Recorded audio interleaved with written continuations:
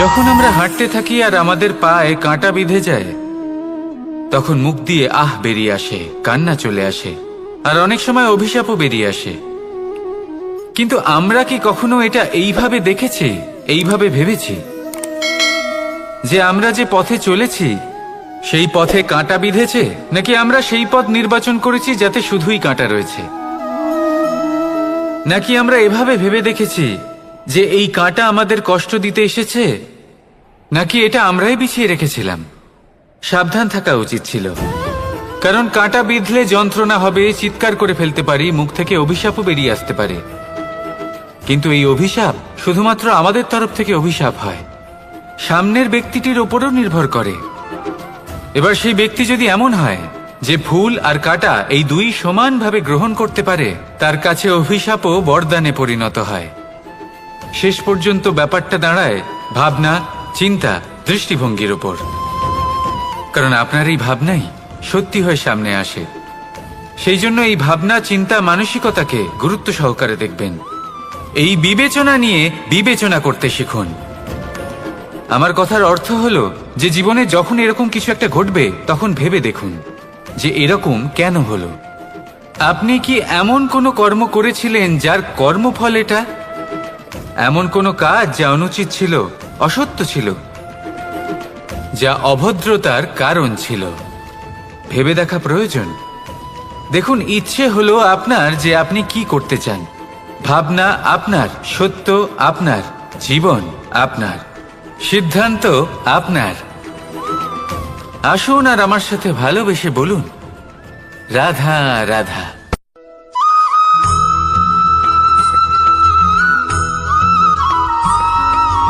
ভগবান। প্রত্যেক কঠিন পরিস্থিতিতে এই নামই আছে যা আমাদের উপায় দিয়ে থাকে। ব্যক্তি যান, ভগবানের পুজো করেন, আরাধনা করেন, ব্রত পালন করেন, মন্দিরে যান, পুজো পাঠ করেন, ভগবানকে জাগিয়ে তোলেন। আর তারপর শুরু হয় সমস্ত প্রশ্ন। হে ভগবান, আমার সাথে এরকম কেন হচ্ছে? কেন আমারই জীবনে এত দুঃখ আছে? আমি কিভাবে এর সম্মুখীন হব? আমাকে কেন এত কষ্ট ভোগ করতে হচ্ছে? হে ভগবান, আমি কি করব? আমাকে সাহায্য করুন, কোনো রাস্তা দেখান।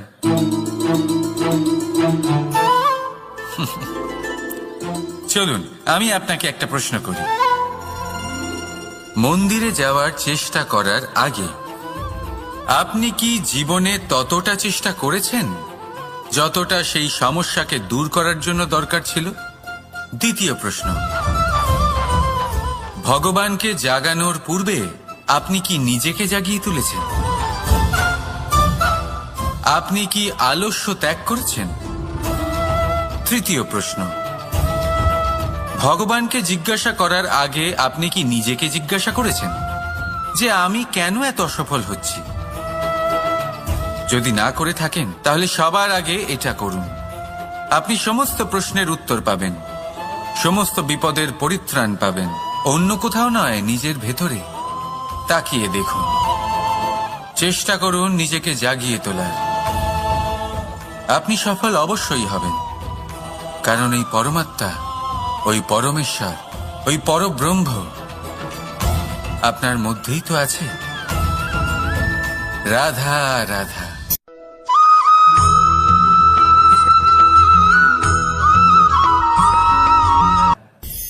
দৃষ্টি আর দৃষ্টিভঙ্গি, এই সমগ্র লীলা হলো এই দুইয়ের। বিচিত্র হতে পারে, কিন্তু এটাই সত্যি। এবার আপনাকে একটা উদাহরণ দিয়ে বোঝাই। অনেক সময় আপনি কোনো ব্যক্তিকে এটা বলতে শুনবেন যে আমি আমার নিজের উপরে গর্ব করি, আমি নিজেকে নিয়ে গর্ব করি, আমি খুব ভালোভাবে আমার মা বাবার সেবা করি, ওনাদের আমি সবসময় সুখী রাখি, ওনাদের আমি একটা বাড়ি দিয়েছি, সকল সুখ সুবিধা দিয়েছি, ওনাদের জীবনে প্রত্যেক জিনিস দিয়েছি আর দেব যা তাদের প্রয়োজন। এবার আমাকে বলুন যে আপনি কে হন? আপনি হলেন সেই বীজ যা আপনার মাতা পিতা রোপণ করেছেন। আপনার মা বাবাই আপনাকে এই সংসারে জন্ম দিয়েছেন। এবার এইসব কথার কি তাৎপর্য? এই হলো সেই ব্যক্তির দৃষ্টিভঙ্গি। এবার দেখা যাক এই প্রকৃতি আমাদের কি শেখায়। কখনো কোনো গাছকে দেখবেন, যখন সেই গাছে ফল আসে, সে মালিকে এটা বলে না যে দেখো আমি তোমাকে ফল খেতে দিচ্ছি। সেই বৃক্ষ এটা বলে না যে দেখো আমি তোমায় আহার করতে দিচ্ছি, কারণ ও জানে যে এটা হলো সেই মালির পরিশ্রম, এটা হলো তারই কর্মের ফল, আর এটা তারই পাওয়া উচিত। সে বলে যে তোমার জিনিস তোমাকেই অর্পণ করলাম, এ আমার জিনিস নয়। ও জানে সেই মালির গুরুত্ব আসলে কি, এটা হলো তার দৃষ্টিভঙ্গি। সেই জন্য আপনি জীবনে কোন ব্যক্তির মধ্যে, কোন পশু পাখির মধ্যে, কোন প্রাণীর মধ্যে, কোন পরিস্থিতিতে, কোন আবেগের মুহূর্তে কি দেখতে পাচ্ছেন, সেটা আপনার দৃষ্টিভঙ্গির উপরে নির্ভর করছে। তাই নিজের মনে ধন্যাত্মক ভাব জাগ্রত করুন, শুভ চিন্তা নিয়ে আসুন। এই ভাবনাই সত্য হয়ে সামনে আসবে। এই দৃষ্টিভঙ্গি এমন হয়ে যাবে যে আপনার জীবনে সবকিছুই শুভ হবে। তাহলে আসুন আর আমার সাথে ভালোবেসে বলুন, রাধা রাধা।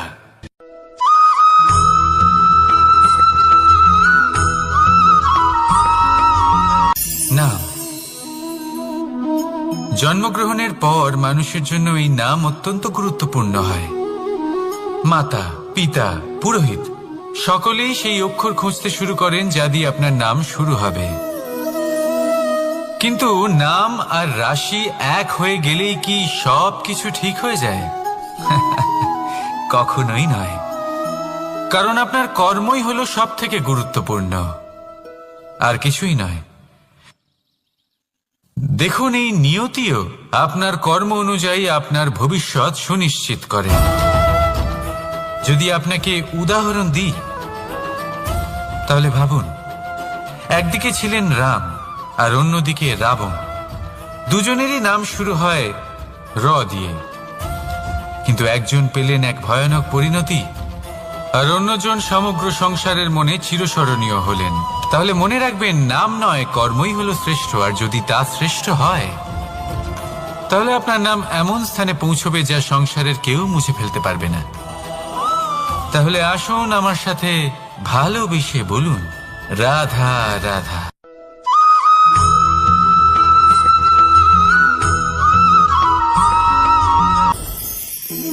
সময়। এই সময় আসলে কি? এই সময় একটা সরল রেখা তো কখনোই নয়। সময় হলো একটা চক্র, যেখানে এর আদি সেখানেই হলো এর অন্ত, আর যেখানে তা শেষ হয় সেখান থেকেই তার শুরু হয়। এই সময় একটা অত্যন্ত বিচিত্র চিন্তা, বিচিত্র ভাবনা, একটা বিচিত্র বস্তু যা কেউ বুঝতে পারেন না। এই সময়ের লীলা, এর কোনো প্রমাণ নেই, কোনো জ্ঞান নেই, কোনো পরিমাপ নেই। শুধু এটুকু আমরা জানতে পারি, যেখানে শেষ হবে সেখান থেকে একটা নতুন সূচনাও হবে। যা আজ আপনার কাছে আছে, কাল অন্য কারোর কাছে যাবে, তারপরে তার কাছ থেকেও অন্য কারোর কাছে যাবে, তারপরে তার থেকেও ছিনিয়ে নেওয়া হবে। এই নিয়তির একজনের কাছ থেকে অন্যজনের কাছে আদান প্রদানের এই সময় হলো আপনার সময়। এই সময়ের সদ্ব্যবহার করুন, এই সময়কে বাঁচুন। আপনাকে শুধু এটাই সুনিশ্চিত করতে হবে যে আপনি কোন পক্ষে আছেন। আর সত্যি বলতে কি, আপনার জীবনের পরিণাম নির্ভর করে আপনার নির্বাচনের ওপর। আপনি কোন পক্ষ নির্বাচন করছেন। তাহলে মনে রাখবেন, জীবনে সেই পক্ষই নির্বাচন করবেন যা চয়ন করার পরে আপনি সুখ অনুভব করবেন, আপনি সন্তোষ লাভ করবেন, প্রসন্নতা লাভ করবেন। আর আমি এটাই সুনিশ্চিত করব যে এই পক্ষ যেন শান্তির পক্ষ হয়, এই পক্ষই যেন প্রেমের পক্ষ হয়।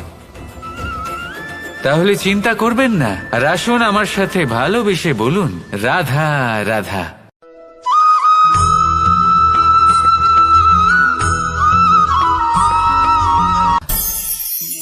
অনেক সময় যখন আমরা কর্ম করি, সাফল্য লাভ করি, কঠিন পরীক্ষায় উত্তীর্ণ হই, বড় কাজ করি, আমাদের মনে হয় এই সংসার আমাদের একটু প্রশংসা করুক, ভালো লাগে। অনেকবার মনে হয় এটা হলো আমাদের কর্মের ফলই বটে, আমরা আনন্দ পাই। কিন্তু যখন আমরা এই প্রশংসা পাই না, তখন কি হয়? আমরা দুঃখী হয়ে যাই, ভেঙে পড়ি। মনে হয় যেন আমার জন্য কেউ চিন্তাই করে না। এমন মনে হয় যেন আমাদের আনন্দে অন্য কেউ আনন্দই পায় না। অনেক রকম ভাবনা আসে। কিন্তু আমি আপনাকে একটা প্রশ্ন করতে চাই, আপনি যে কাজই করেন না কেন, যে কর্মই করেন না কেন, তা কি শুধুমাত্র প্রশংসার জন্য করেন? যদি এরকম হয়ে থাকে তাহলে সেই ভাবনা এক্ষুনি ত্যাগ করুন। কারণ এই প্রকৃতি আমাদের অন্য শিক্ষা দেয়।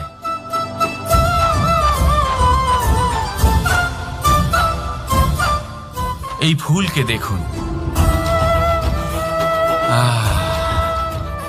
এই যে ফুলের সুবাস, যা আমার মনকে উচ্ছ্বসিত করে তোলে, মনে শক্তির সঞ্চার করে, এই সুগন্ধ। কিন্তু ভেবে দেখুন, ফুলের কিন্তু এই কাজ করার জন্য কোনো প্রশংসারই প্রয়োজন হয় না। এটাই হলো প্রকৃতির শিক্ষা। যিনি সৎ হন, সৎকর্ম করেন, তার কোনো প্রশংসার প্রয়োজন হয় না, কারণ ওনার কর্মই হলো ওনার সুবাস। মনে রাখবেন, আতর নকল ফুলে দেওয়া হয়, প্রকৃত ফুলের তার কোনো প্রয়োজন হয় না। সেইভাবেই আপনিও কর্ম করতে থাকুন শুভ চিন্তা নিয়ে। এই মনকে সব সময় শান্ত রাখুন, স্বচ্ছ রাখুন। যদি এরকম করেন তাহলে আপনার কর্ম এমন সুবাস ছড়াবে যে আপনার জীবনে শুধু এবং শুধুমাত্র আনন্দই থাকবে। তাহলে এই আনন্দ সহকারে বলুন, রাধা রাধা।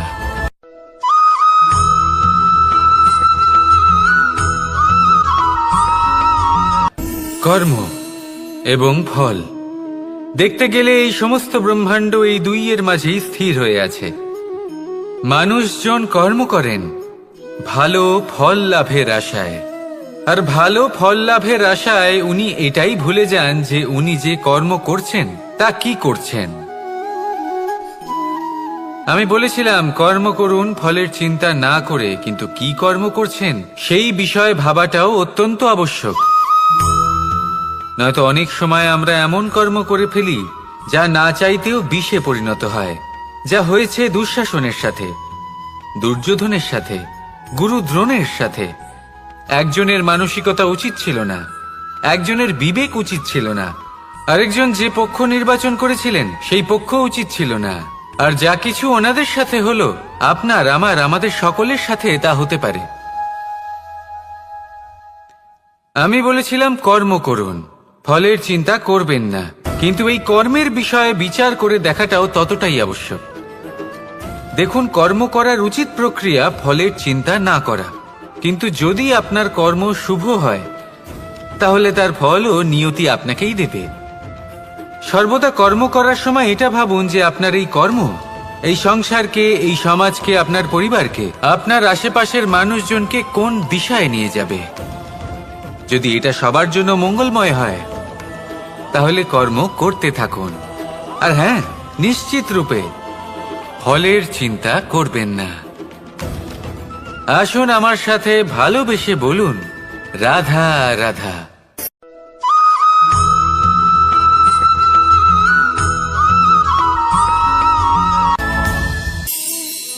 এই সংসারে এমন কোনো পর্বত নেই যা এতটাই উঁচু যে মানুষ তার শিখরে পৌঁছতে পারবে না, তাকে অতিক্রম করতে পারবে না। এই সংসারে এমন কোনো সাগর নেই যা কিনা এতটাই গভীর যেখানে মানুষ তার তলদেশে পৌঁছে ফিরে আসতে পারবে না। একটা ছোট্ট বরফের টুকরো পর্বতের শিখরে গলে গিয়ে বইতে থাকে, আর দেখতে দেখতেই তা মহানদী গঙ্গায় পরিবর্তিত হয়। এর কারণ কি?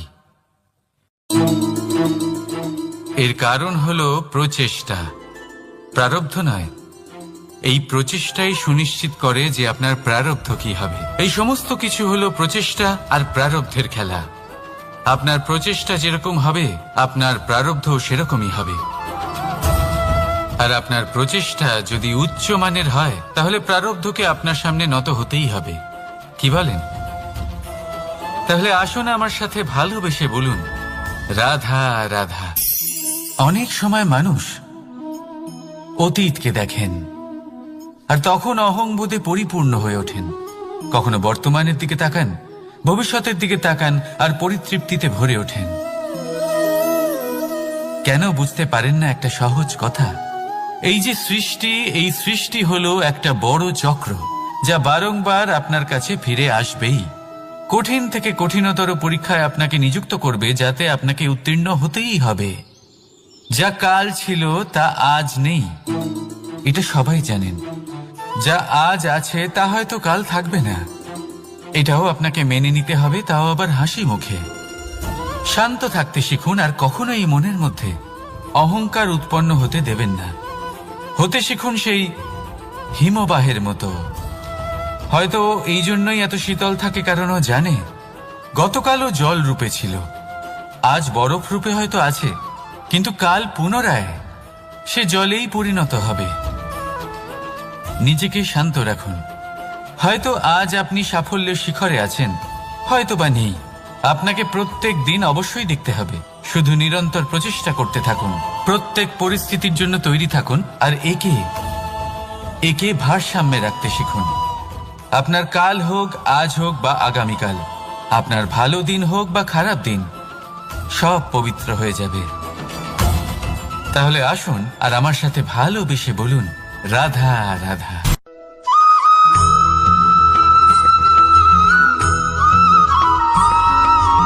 প্রতিশোধ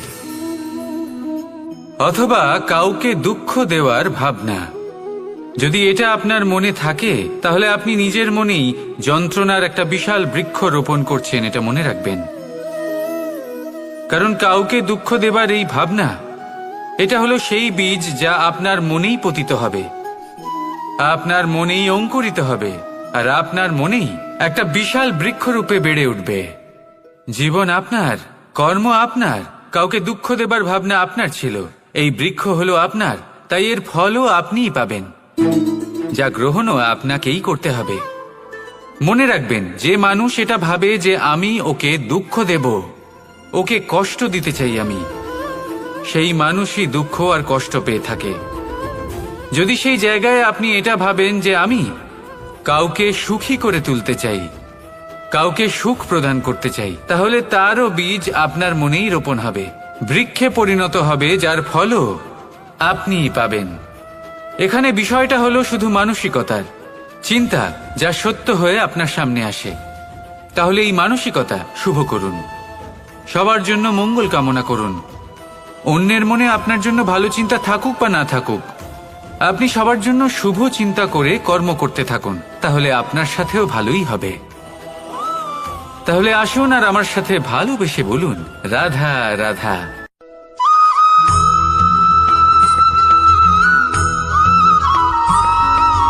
দোল উৎসবে এই সমগ্র সংসার রং নিয়ে খেলা করে,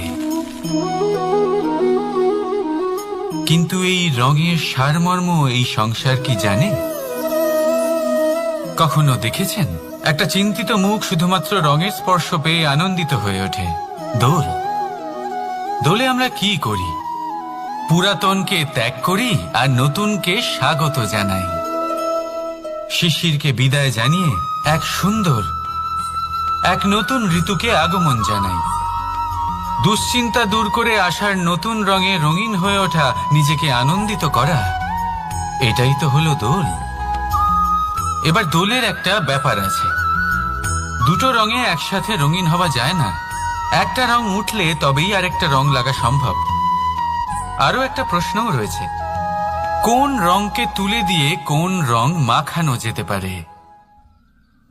যদি আপনাকে উদাহরণ দিই, লোভের এই রং, তা যতক্ষণ লেগে থাকবে আনন্দের রং লাগতে পারবে না, যা হয়েছিল দ্বারকাবাসী এবং সামন্তক মণির মধ্যে। ভ্রান্তির রং যতক্ষণ লেগে থাকবে সত্যের রং লাগতে পারবে না, যা হয়েছে রুক্মিণীর সাথে। আর হিংসার এই রং যতক্ষণ লেগে থাকবে প্রেমের রং ততক্ষণ লাগতেই পারবে না, যা হয় আপনার আমার সবার সাথে। তাহলে আসুন একসাথে মিলে দোল পালন করি এবং সবকিছুর উপরে বিজয় লাভ করি।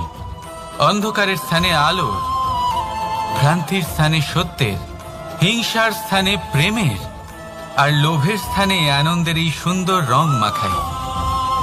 শত্রুতা, ঘৃণা, হিংসা এই সব কিছু ত্যাগ করি আর সকলের সখা হয়ে উঠি। আর ভালোবেসে বলি শুভ দোল। হ্যাঁ, ওটা তো আমরা অবশ্যই বলবো, রাধা রাধা।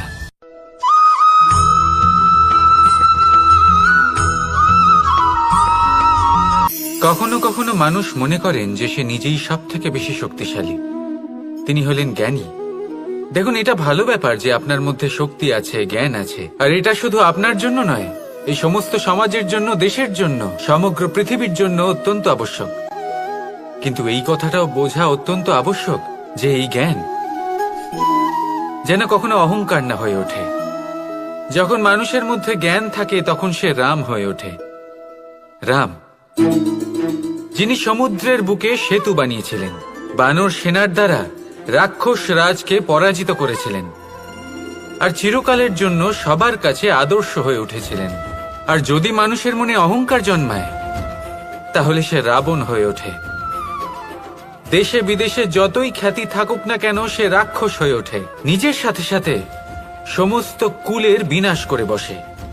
এবার জ্ঞান নাকি অহংকার, আপনার কি চাই সেই সিদ্ধান্ত আপনার, আর আপনার এই সিদ্ধান্তই নিশ্চিত করবে যে আপনার কর্ম কি হবে, আর আপনার এই কর্মই নিশ্চিত করে দেবে আপনার প্রারব্ধ কি হবে। তাহলে শুভ কর্ম করুন আর আমার সাথে ভালোবেসে বলুন, রাধা রাধা।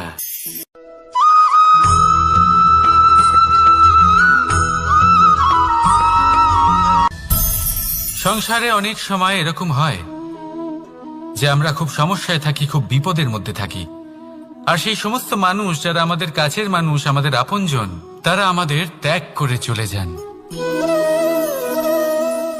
আমরা এই সময় দুঃখ পাই, নিরাশ হয়ে পড়ি এবং একা একাই সেই সমস্যাকেও কাটিয়ে উঠি।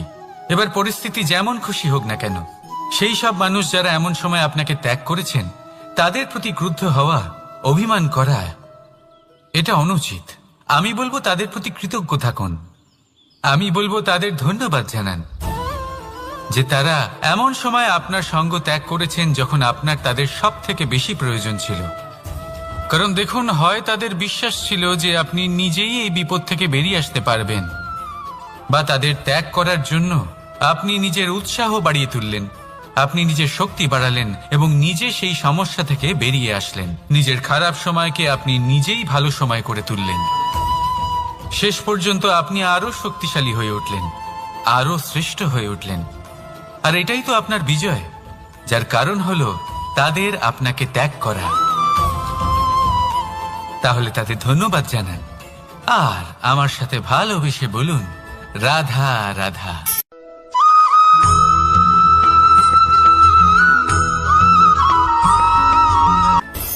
সুখ আর অভিজ্ঞতা, এই দুই জীবনে একসাথে কখনোই আসে না।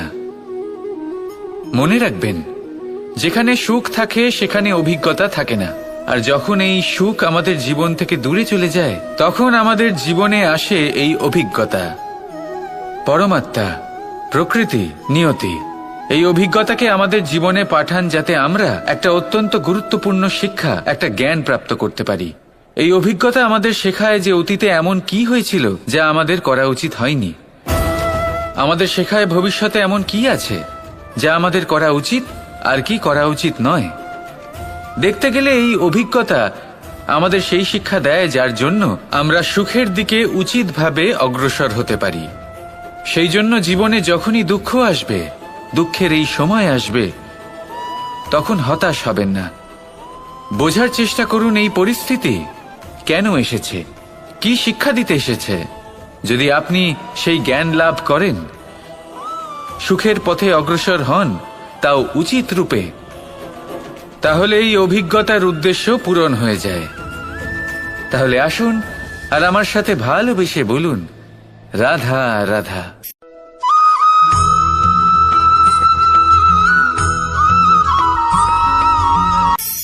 ধন, ধন হলো কারোর জন্য মোহ, আবার কারোর জন্য মায়া, কারোর জন্য হয়তো ভাগ্য, আবার কারোর জন্য কর্মের পারিশ্রমিক। দেখতে গেলে এই ধন হয়তো সবার জন্যই অত্যন্ত প্রয়োজনীয় হয়ে থাকে। সেই জন্যই তো মানুষ নিজের সমস্ত জীবন অতিবাহিত করেন এই ধন অর্জন করার জন্য। অনেক মানুষ এমনও হয় যাদের সমস্ত জীবন এই ধন অর্জন করতেই কেটে যায়। প্রত্যেক মানুষই চেষ্টা করেন যেন তিনি ধনী হন, যত সম্ভব বেশি ধন অর্জন করতে পারেন, সম্পন্ন থাকতে পারেন। আর তা হবে নাই বা কেন? কারণ এটাই হলো এমন এক বস্তু যা আদান প্রদান এমন নানান কাজে আসে। চেষ্টা তো সব মানুষই করেন, ধন অর্জন সব মানুষ করতে পারেন না। কারণ হলো এটাই যে মানুষ ভাবেন যে তার কাছে কিছু ধন এলে তারপর তিনি কিছু করে দেখাবেন, আর ধন ভাবে যদি এই মানুষ কিছু করে দেখান তাহলে আমি তার কাছে আসব। সেই জন্য কিছু করে দেখান, এমন শ্রেষ্ঠ কাজ করে দেখান যাতে ধন নিজেই আপনার কাছে ছুটে আসে। যদি আপনি ধন লাভের আশায় ছোটেন তাহলে আপনি নিজের সন্তোষ ভাব হারিয়ে ফেলবেন। কিন্তু এই সম্পত্তি যদি আপনার কাছে ছুটে আসে তাহলে আপনাকে মহান বলা হবে। সেই জন্য কাজ করুন, শ্রেষ্ঠ কাজ করে দেখান, দেখবেন এই ধন ফলস্বরূপ আপনার কাছে আসবেই আসবে। তাহলে আসুন আমার সাথে ভালোবেসে বলুন, রাধা রাধা।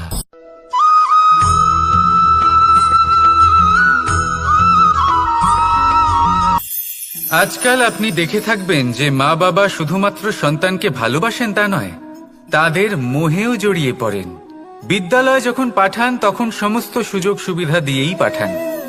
চেষ্টা করেন যে সবসময় যেন সন্তান তাদের চোখের সামনেই থাকে। কিন্তু ভুলে যান এক অত্যন্ত গুরুত্বপূর্ণ কথা, যে সন্তানকে এক নতুন দৃষ্টিভঙ্গি দেওয়াই হলো ওনাদের কর্তব্য। সেই জন্য পুরাতনকালে শিষ্যদের গুরুকুলে পাঠানো হতো, বাড়ির থেকে দূরে।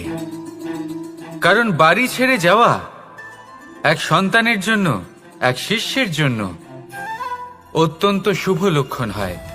যখন সে বাড়ির থেকে দূরে, গৃহস্থের থেকে দূরে থাকবে, তখন এই সংসারকে সে এক নতুন দৃষ্টিভঙ্গি দিয়ে দেখবে, পরখ করবে, বুঝতে পারবে, আর সবকিছু নিজে থেকেই শিখে যাবে কখন আক্রমণ করতে হয়, কখন পিছু হটতে হয়, কিভাবে এই সংসারের সম্মুখীন হতে হয়। আর এটা আপনার দৃষ্টি ওকে শেখাতে পারবে না, ওর অভিজ্ঞতা ওকে শেখাতে পারবে। তাই মনে রাখবেন, যদি আপনি চান যে আপনার সন্তানের বিকাশ হোক, তাহলে অনেক সময় ওকে নিজের থেকে দূরে নিয়ে যেতে হয়। যদি মোহে আবদ্ধ থাকেন তাহলে ওর বিকাশ কখনোই হবে না। তাহলে আসুন আমার সাথে ভালোবেসে বলুন, রাধা রাধা।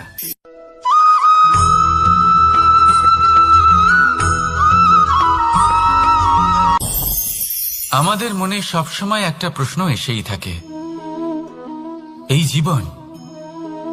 জীবন যা কিনা ঈশ্বর আমাদের দিয়েছেন, একটা জীবন। ঈশ্বর এক আত্মা দিয়েছেন পৃথিবীতে বাঁচার জন্য। যতদূর আমরা জানি আমাদের কাছে একটাই জীবন রয়েছে। আমরা ভাবি এই জীবন গুছিয়ে কিভাবে রাখা যায়। প্রত্যেক মানুষ ভাবেন যে আমি কি করি যাতে এই জীবনকে গুছিয়ে রাখা যায়, কিরকম কর্ম করব, কিরকম পুণ্য করব, কি ধরনের শাস্ত্র পড়ব যাতে আমি সেই জ্ঞান অর্জন করি যাতে জীবনটা সুন্দর করে তুলতে পারি। আমাদের সমগ্র জীবন কেটে যায় এই প্রশ্নের উত্তর খুঁজতে, সেই শাস্ত্র অধ্যয়ন করতে। এমন অনেক মানুষ তাও বুঝতে পারেন না। আসুন আজ আমি আপনাকে একটা সহজ কথা বলি, যার দ্বারা আপনি নিজের জীবন সুন্দর করবেন। জীবন, জিহ্বা, এদের দুজনেরই হলো একটাই রাশি। জিহ্বা অর্থাৎ আপনার কথা, এই কথাকে সংযত রাখুন, একে সুন্দর করে তুলুন, মধুর কথা বলুন, যতটা সম্ভব একে নিয়ন্ত্রণে রাখুন, আপনার জীবন সুন্দর হয়ে উঠবে। কারণ এই শব্দ হয় অত্যন্ত শক্তিশালী। এটা হলো এমন এক বন্ধন যা আপনার সামনের মানুষকে আপনার ব্যক্তিত্বের সাথে জুড়ে দিতে পারে।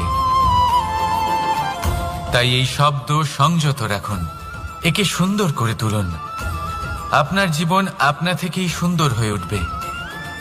আর আসুন, এই মধুর সুন্দর অনুভূতি দিয়ে বলুন, রাধা রাধা।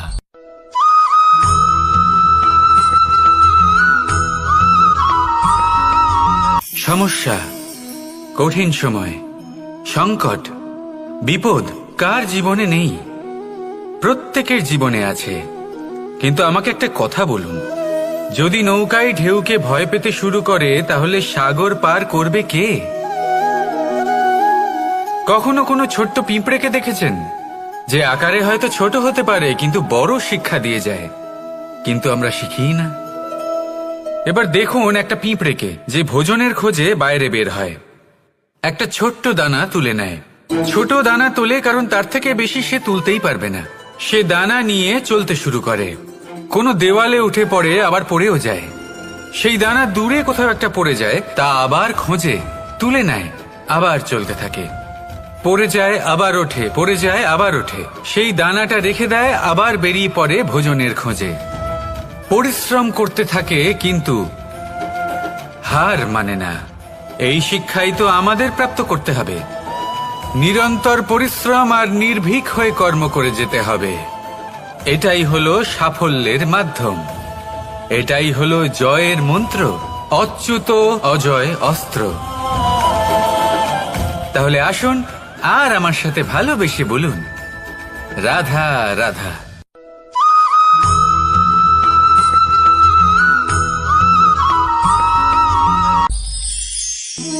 জীবন, এই জীবন আসলে কি?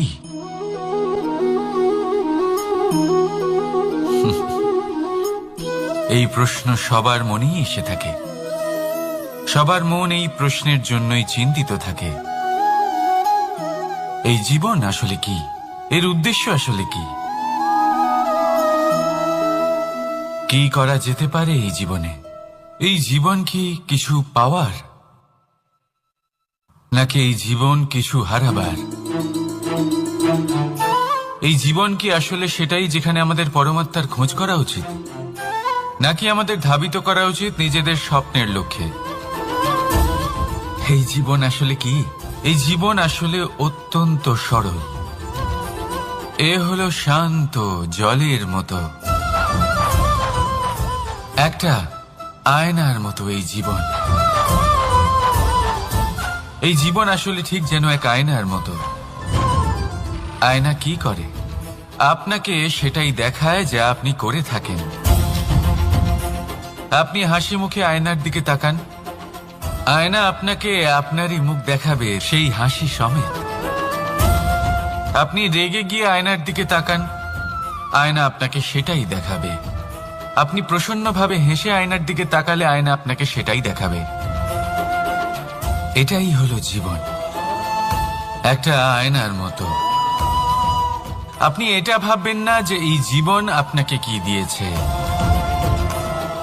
বরং এটা ভেবে দেখুন যে আপনি এই জীবনকে কি প্রদান করেছেন। যদি আপনি এই জীবনকে সুখ প্রদান করেন, আনন্দ দিতে পারেন, ভালোবাসা দিতে পারেন, তাহলে এই জীবনও আপনাকে সুখ, আনন্দ আর ভালোবাসাই দেবে। তাহলে আসুন এই সুখ, আনন্দ আর ভালোবাসা দিয়ে বলুন, রাধা রাধা।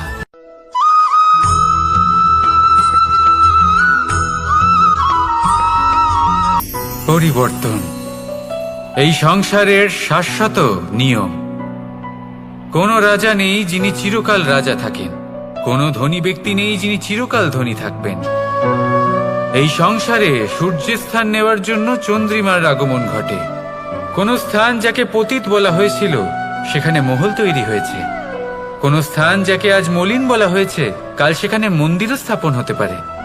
কোনো ঋতু চিরকালের জন্য থাকে না, কখনো সময় চিরকাল একরকম থাকে না। আজ যা আপনার কাছে রয়েছে কাল অন্য কারোর ছিল, আজ যে আপনার কাছে রয়েছে কাল তা অন্য কারোর কাছে চলে যাবে। আপনার সাথে কিছু থাকলে তা হলো আপনার কর্ম, কিন্তু সেই কর্মের পরিণামও আপনার নয়। আপনি শুধু কর্ম করুন, বাকি সবকিছুই পরিবর্তনশীল। কিন্তু সেই পরিবর্তনকে দেখে ভয় পাওয়ার প্রয়োজন নেই, তাকে স্বাগত জানান। যদি আপনি হাসি মুখে সেই পরিবর্তনকে স্বাগত জানান, তাহলে এই পরিবর্তনও হাসি মুখে আপনার সাথে থাকবে। আসুন আমার সাথে ভালোবেসে বলুন, রাধা রাধা।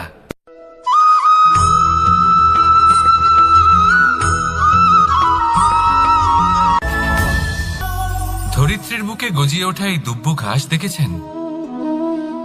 দুব্ব ঘাস, যা আমাদের পাকে শীতল রাখে।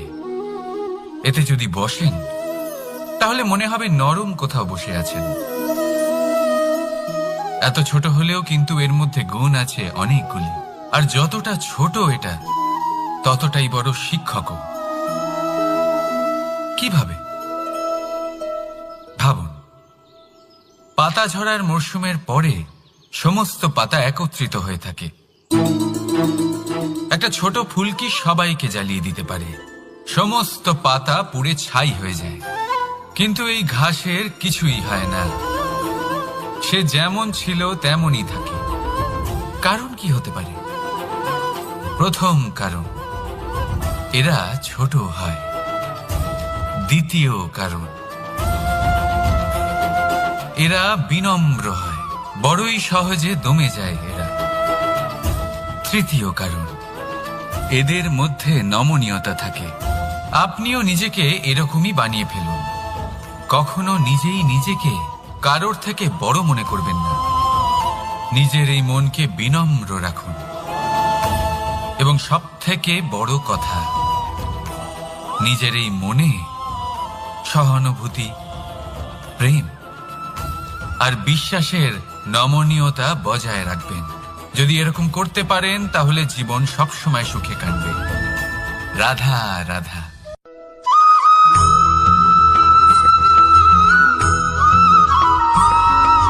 সদিচ্ছা, দেখতে গেলে 3 অক্ষরে তৈরি এই শব্দ, কিন্তু সমস্ত ত্রিলোক তার উপরেই আধারিত।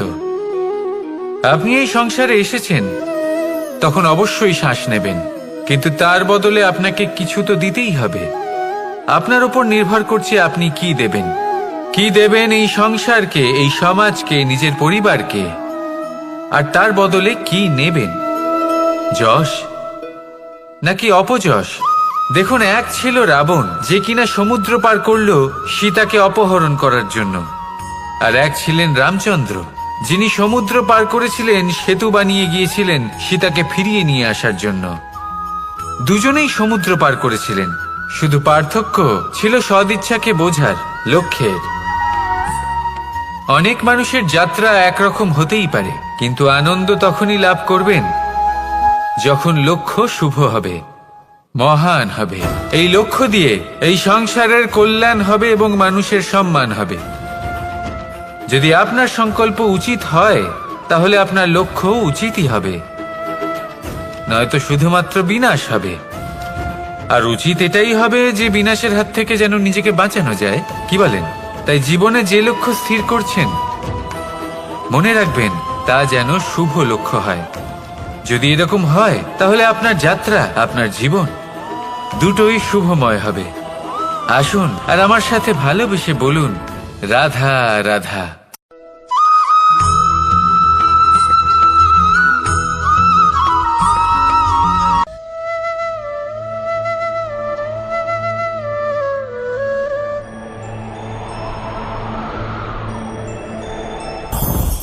লোভ আপনার অন্তরের আরো একটা শত্রু।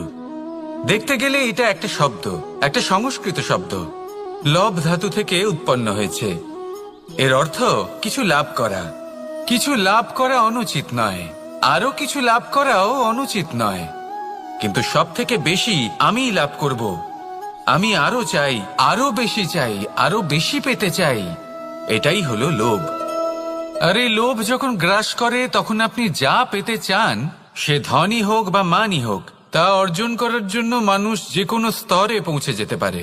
যদি মানুষ ধন অর্জন করতে চান তাহলে তার জন্য তারা অধর্মের পথেও চলতে পারেন। যদি সম্মান অর্জন করতে চান তাহলে অন্য মানুষকে ছোটও করতে পারেন। শেষ পর্যন্ত আপনার এটা মনে হতে পারে যে যদি একটু অল্পই প্রাপ্ত করতাম কিন্তু ভালোবেসে প্রাপ্ত করতাম, এই জীবন আরো অনেক বেশি সুখী হতো। লোভ আপনার জীবনে, আপনার মনে কখন যে প্রবেশ করবে সেটা আপনি জানতেও পারবেন না। তাই এটা চিনতে শিখুন আর তৎক্ষণাৎ জীবন থেকে বাইরে ফেলে দিন। যা কিছু লাভ করতে চান তা ভালোবেসে লাভ করুন, আর সেই ভালোবাসার সাথেই বলুন রাধা রাধা।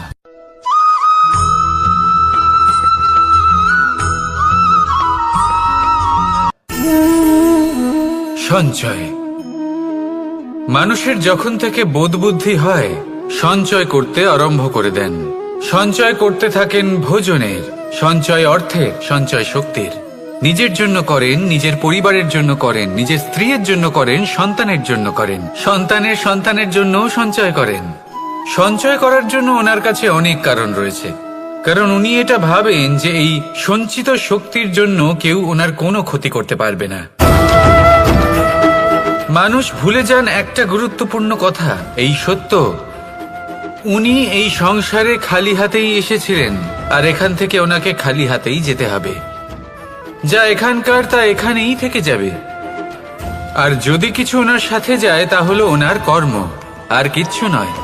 তাই যদি কিছু অর্জন করতে চান তাহলে শুভ কর্ম অর্জন করুন, আত্মশক্তি অর্জন করুন, কারণ পরলোকে এটাই হবে আপনার সম্পত্তি। তাহলে কি এটা আপনি অর্জন করতে চান না? আসুন আর আমার সাথে ভালোবেসে বলুন রাধা রাধা।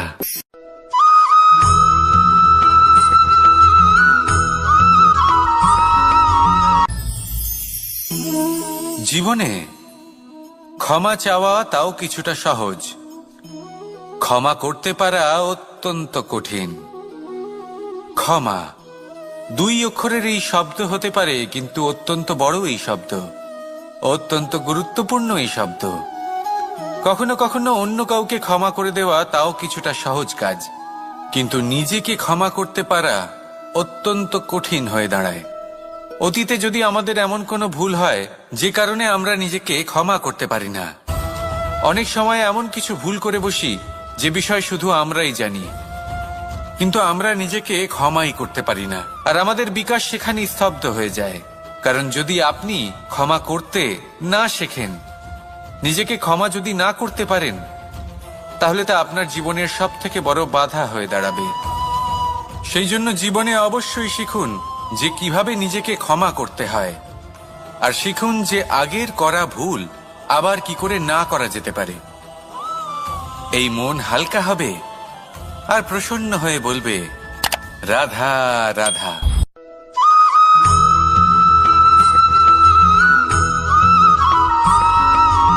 বটবৃক্ষের বীজ সর্ষের দানার থেকেও ছোট হয়, কিন্তু যখন তা নিজের রূপ ধারণ করে তখন তা বিশাল বৃক্ষের আকার ধারণ করে, যা সহস্র বছর ধরে বেঁচে থাকে, ছায়া প্রদান করে, পাখিদের আশ্রয় প্রদান করে, আর দেয় পথচারীদের বিশ্রাম করার স্থান। কেন? কারণ সেই ছোট বীজ তা মাটির ভেতরে গিয়ে নিজের খোলস ত্যাগ করে। অন্ধকারে থাকে সে, যতই আলো আসুক না কেন, যতই বর্ষা আসুক না কেন, সব সহ্য করে।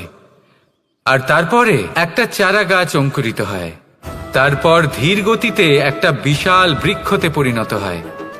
দেখুন, জীবনে কঠিন সময় আসে, এই জন্য নয় যে আপনি হার মেনে নেবেন, এই জন্য আসে যাতে আপনি ভবিষ্যৎ নির্মাণের জন্য নিজেকে তৈরি করতে পারেন। যদি কঠিন সময়ে আপনি ওই বীজের মতো দৃঢ় হয়ে থাকতে পারেন, তাহলে আপনিও একদিন সেই বিশাল বৃক্ষের মতো নিজের অস্তিত্ব গড়ে তুলতে পারবেন, যা সহস্র বছর পর্যন্ত মনে রাখা হবে। আসুন আমার সাথে ভালোবেসে বলুন রাধা রাধা।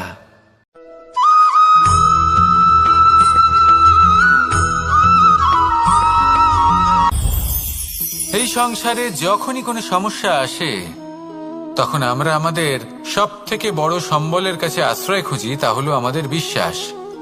এবার প্রশ্ন হলো এটাই যে এই বিশ্বাস কার ওপর করা যেতে পারে? পরিবারের ওপর, বন্ধুর ওপর, নাকি তাদের ওপর বিশ্বাস করা উচিত যাদেরকে আমরা কখনো সঙ্গ দিয়েছি? দেখুন, এই সংসারে বিপদের সম্মুখীন হলে কে আপনাকে সাহায্য করবে সেটা নির্বাচন করা আপনার হাতে নেই। সেটা সেই সকল ব্যক্তির উপর নির্ভরশীল যে তারা আপনাকে সাহায্য করবে নাকি করবে না। অর্থাৎ যখনই কোনো বিপদ আসে সর্বপ্রথম তার সম্মুখীন আমাদের নিজেকেই হতে হয়, আর তার জন্য প্রস্তুত থাকা প্রয়োজনীয়। সেই শক্তি, সেই সাহস অর্জন করা প্রয়োজনীয়। দেখুন, যখনই অন্ধকার আসে তখন সবার আগে কে আপনাকে ত্যাগ করে চলে যায়? আপনার নিজেরই ছায়া। এই অন্ধকারের সম্মুখীন হতে হয় অন্তরের প্রদীপের দ্বারা, অন্তরের আত্মা দ্বারা। তবেই আপনি অন্ধকারের ওপর জয়লাভ করতে পারবেন। সেই জন্য যে বিপদই আসুক না কেন নিজেকে তার জন্য প্রস্তুত রাখা উচিত। সেই সাহস নিয়ে আসুন। এমন কোনো বিপদ নেই যা আপনাকে ভেঙে দিতে পারে। আসুন আমার সাথে ভালোবেসে বলুন, রাধা রাধা।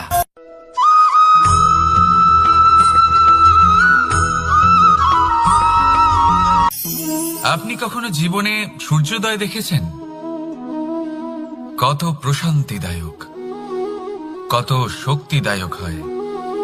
মনের মধ্যে যেন একটা নতুন প্রেরণা দান করে, একটা নতুন উৎসাহ।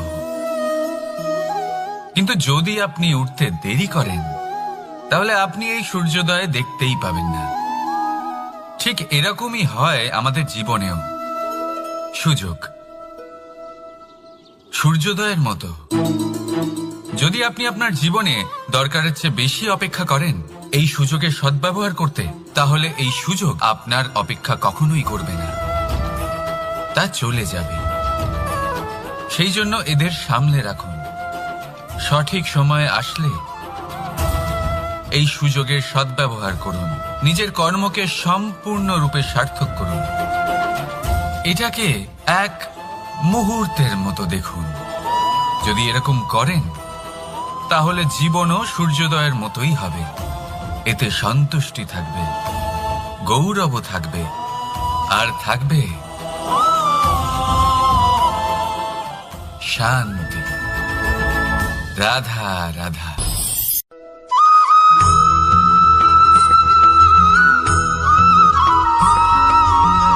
মানুষ সবসময় চায় যে তার জীবনে যেন কখনো কোনো সমস্যাই না আসে।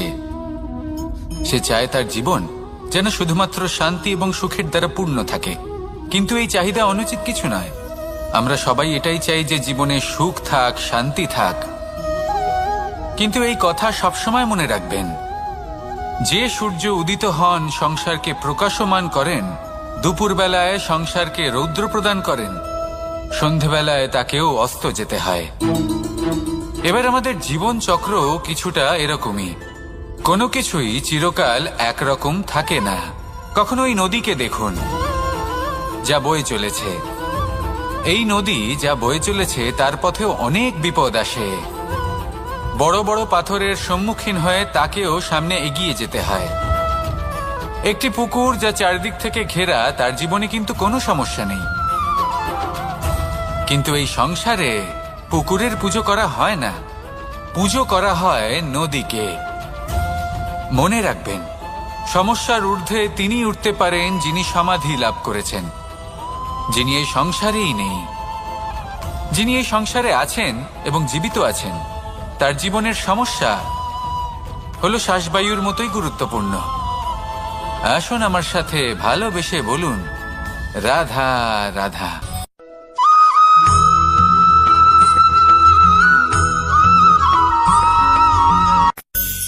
ধন, সম্পদ, ঐশ্বর্য, মানুষ হয় নিজের সৌভাগ্যের দ্বারা এগুলো লাভ করে থাকেন বা কর্মের দ্বারা। সৌভাগ্য আসলে কি? গ্রহের দশা যা প্রত্যেক মুহূর্তে বদলাতে থাকে। কর্মের মাধ্যমে যখন আপনি ধন অর্জন করেন তখন সেই ধন আপনার আগামী প্রজন্ম লাভ করে। সেটা হয় সে ভোগ করে বা তার জন্য তার ভোগান্তি হয়। আর এটা নির্ভর করছে আপনার কর্মের ওপরে। কি কর্ম করেছেন আপনি সেই ধনকে লাভ করার জন্য। যদি আপনি সৎ পথে চলেন নিষ্ঠা ভরে আপনি কর্ম করে থাকেন এবং তার ফলে আপনি ধন অর্জন করে থাকেন, তাহলে আপনার আগামী প্রজন্ম সেটা ভোগ করবে, সেটা প্রয়োগ করবে নিজের বিকাশের জন্য। কিন্তু যদি আপনি কুকর্ম করে থাকেন, কোনো রকম ছলনা করে থাকেন এই ধন লাভ করার জন্য, তাহলে 100% আপনার আগামী প্রজন্মকে এর জন্য ভুগতেই হবে। তাহলে আপনি কি চাইবেন, যে আপনার আগামী প্রজন্ম সুখ ভোগ করবে নাকি আপনার কুকর্মের পরিণাম ভোগ করবে? নির্বাচন আপনারই। আসুন আমার সাথে ভালোবেসে বলুন, রাধা রাধা।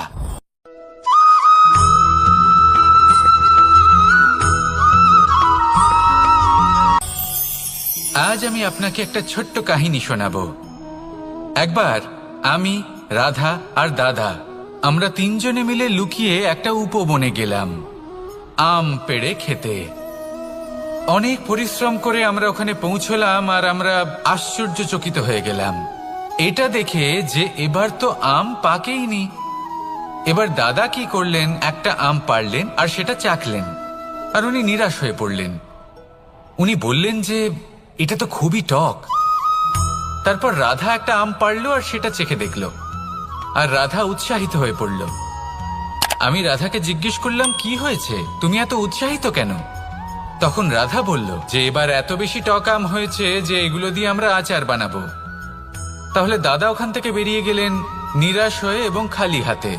রাধাও ওখান থেকে বেরিয়ে গেল কিন্তু উৎসাহিত হয়ে, আর অনেকগুলো কাঁচা আম সাথে নিয়ে। এর থেকে আমরা কি শিক্ষা পেতে পারি? যে প্রত্যেকটা স্থানে এমন কিছু রয়েছে যেখান থেকে আমরা কিছু একটা শিক্ষা লাভ করতে পারি, যা আমাদেরকে বিকাশের পথে নিয়ে যেতে পারে। এই শিক্ষা প্রত্যেক স্থানে আছে। সবকিছু আমাদের দৃষ্টিভঙ্গির উপর নির্ভর করছে। যখনই আমাদের জীবনে, আমাদের সম্পর্কে কোনো সমস্যা, কোনো বিপদ আসে, তখন বেশিরভাগ মানুষ সেই বিষয় নিয়ে দুঃখী হয়ে পড়েন। আর কিছু মানুষ এমনও থাকেন যারা শেষ পর্যন্ত তার সমাধান করেন, বিপদকে পরাজিত করেন, সম্পর্কগুলিকে আবার জুড়ে দেন। যদি আপনি সুখের খোঁজ করেন তাহলে আপনি সুখ অবশ্যই পাবেন, প্রসন্নতা অবশ্যই পাবেন। যদি আপনি দুঃখ খোঁজেন তাহলে দুঃখ অবশ্যই পাবেন। এবার আপনি কি খুঁজতে চান, সেই চয়ন আপনারই। আসুন আর আমার সাথে ভালোবেসে বলুন, রাধা রাধা।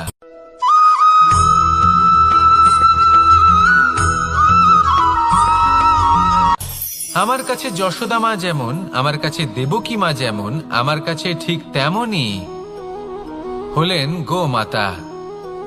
এবার ভেবে দেখার বিষয় হলো এটা, যে এই সংসারে অসংখ্য প্রাণী আছে। একজন গাইকে একজন মায়ের মর্যাদা কেন দেওয়া হয়? তাহলে এর অনেকগুলো কারণ আছে। এই গাই অর্থাৎ গোমাতা, এনারা হলেন অত্যন্ত শান্ত, শান্তি প্রিয়, কখনো কারোর কোনো ক্ষতি করতেই পারেন না। গোমাতা যে দুধ নিজের বাছুরকে পান করান সেই দুধই আমাদেরও দেন। সেই দুধ পান করে আমরা শক্তি লাভ করি।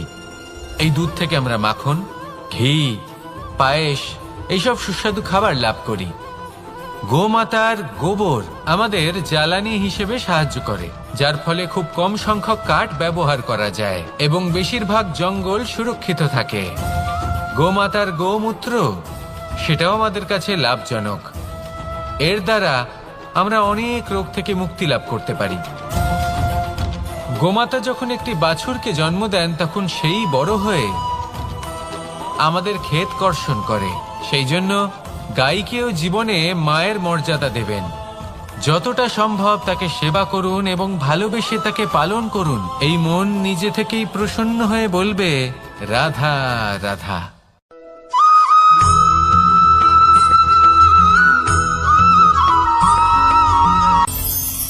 কখনো কোনো প্রজাপতিকে উড়তে দেখেছেন? কি সুন্দর উড়ে বেড়ায় সে, এক ফুল থেকে অন্য ফুলে, এক পাতা থেকে অন্য পাতার ওপর। কিন্তু সে কিভাবে উড়তে শেখে কখনো ভেবেছেন? জন্ম থেকেই কিন্তু প্রজাপতির ডানা থাকে না। ও কিন্তু ছোট্ট একটা ডিমের আকারে জন্ম লাভ করে। তারপর সেই ডিমটি ভেঙে একটি কীট বাইরে আসে। আস্তে আস্তে সে বড় হয়, ওর শক্তি বৃদ্ধি পায়। তারপর সে সেই কীট দশা ত্যাগ করে নিজের ডানাগুলি মেলে। এই প্রক্রিয়া তার কাছে সরল নয়, অত্যন্ত যন্ত্রণাদায়ক প্রক্রিয়া, কিন্তু সে সেই যন্ত্রণা মেনে নেয়। আর তারপর আস্তে আস্তে সে উড়তে শেখে। শুধুমাত্র আকাশে উড়ে বেড়ায় তা নয়, আমাদের মনের মাঝে উড়ে বেড়ায়। এবার এই ডিম থেকে প্রজাপতি হয়ে ওঠার যে যাত্রা, এটা যতটা কঠিন, ততটাই কঠিন হয় এই সংসারে শ্রেষ্ঠ কর্ম করা, ততটাই কঠিন হয় এই সংসারে মহান হয়ে ওঠা। সেজন্য প্রয়োজনীয় প্রচেষ্টা এবং সময়। নিরন্তর প্রচেষ্টা করতে থাকুন, পর্যাপ্ত সময় নিন, এবং আপনি নিজেকে এই আকাশে উড়ন্ত অবস্থায় পাবেন। আসুন আমার সাথে ভালোবেসে বলুন, রাধা রাধা।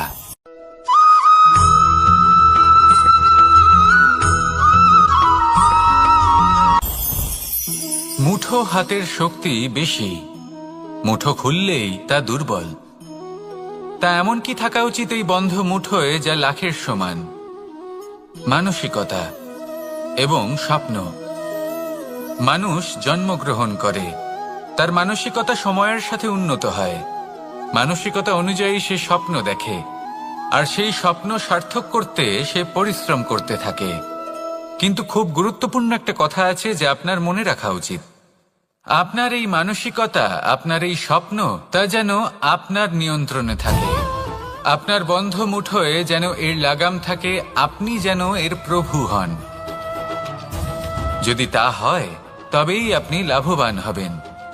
যদি এরা আপনাকে নিয়ন্ত্রণ করতে থাকে, যদি আপনার মুঠো খুলে যায়, না পথ আপনার নিয়ন্ত্রণে থাকবে, না মানসিকতা থাকবে, না স্বপ্ন নিয়ন্ত্রণে থাকবে। আর যদি তাই হয় তাহলে আপনি আপনার ভবিষ্যৎ নষ্ট করে ফেলবেন।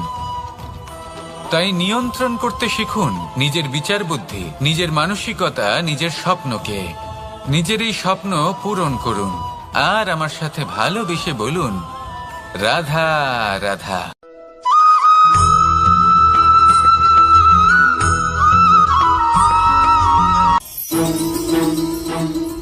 রাধা রাধা। আপনারা হয়তো ভাবছেন কি আশ্চর্য ব্যাপার, প্রত্যেকবার আমি কথা শেষ হওয়ার পরে রাধা রাধা বলি। এইবার আমি আগেই বলে দিলাম। কারণটা কি? কারণ হলো অত্যন্ত বিশেষ। প্রত্যেকবার কথা সমাপ্ত হবার পরে আপনাদের সবার মধ্যে ভালোবাসা বিতরণ করতে চাই, তাই রাধা রাধা বলি। কিন্তু এইবার এই নতুন এবং বিশেষ সূত্রপাতে প্রথমে প্রেম বিতরণ করা অত্যন্ত আবশ্যক। এবার একটা বিষয় আছে যা জানেন হয়তো সকলেই, কিন্তু বুঝতে খুব কম জন পারেন। এই প্রেম, এই আনন্দ, এই সকল কিছুর সূত্রপাত হয় নিঃস্বার্থ আবেগের দ্বারা। ঠিক যেমন একজন মাতাকেই দেখে নিন। যখনই একজন মাতা সন্তানকে জন্ম দেন, তখন এই সংসার ভুলে যায় যে তার জন্য এটা একটা নতুন জন্ম। কারণ একজন নারী তখন একজন মাতৃরূপে নতুন ভাবে জন্ম নেন। একজন নারী স্ত্রী ও গৃহবধূ রূপে কিছু অধিকার লাভ করে থাকেন, কিন্তু তিনি যখন মা হয়ে যান, তখন তিনি শুধুই দান করতে শেখেন। নিজের সন্তানের জন্য কত কিছুই না করেন, তাকে বাৎসল্যের সাগরে ভাসিয়ে নিয়ে যান। এই সংসারে রাজকুমার জন্ম নিতেই পারেন, তাকে রাম এবং লক্ষ্মণ কিন্তু মায়েরাই বানিয়ে তোলেন। একজন গোয়ালা জন্ম নেয়, তাকে দ্বারকাধীশ একজন মাই বানিয়ে তোলেন। পিতা হলেন সেই পর্বত যার একটা অংশ হলো তার সন্তান, কিন্তু মা হলেন সেই শিল্পী যিনি একটা পাথরকে খোদাই করে এমন এক মূর্তি গড়ে তোলেন যাকে সকলে পূজনীয় মনে করেন। তাহলে স্মরণ করুন সেই সকল মুহূর্ত যেগুলি আপনি নিজের মাতার সাথে অতিবাহিত করেছেন। অনুভব করতে পারবেন যে কিভাবে এক মুহূর্তেই এই মন প্রফুল্ল হয়ে ওঠে। এবারের কারণ কি? এর কারণ হলো এই জীবনের আসল দ্বারই হলো মমতা।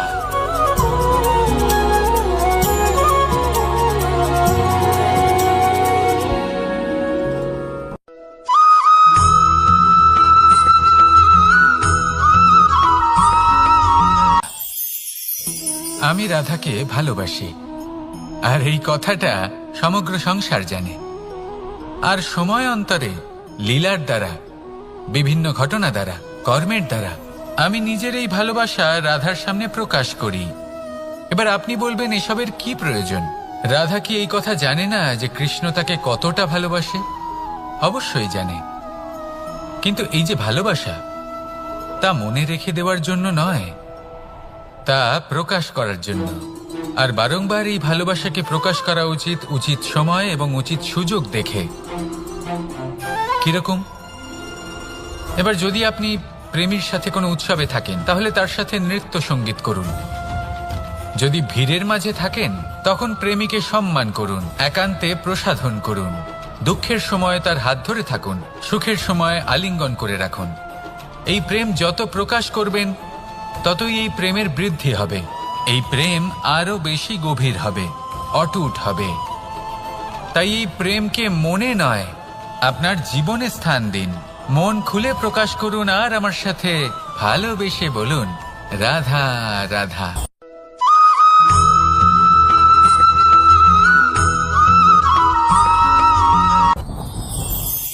যত শক্তিশালী এই মন, তত শক্তিশালী এই শরীরও। এই যে আমাদের শরীর, এটা আসলে কি? এ হলো একটা রথের মতো।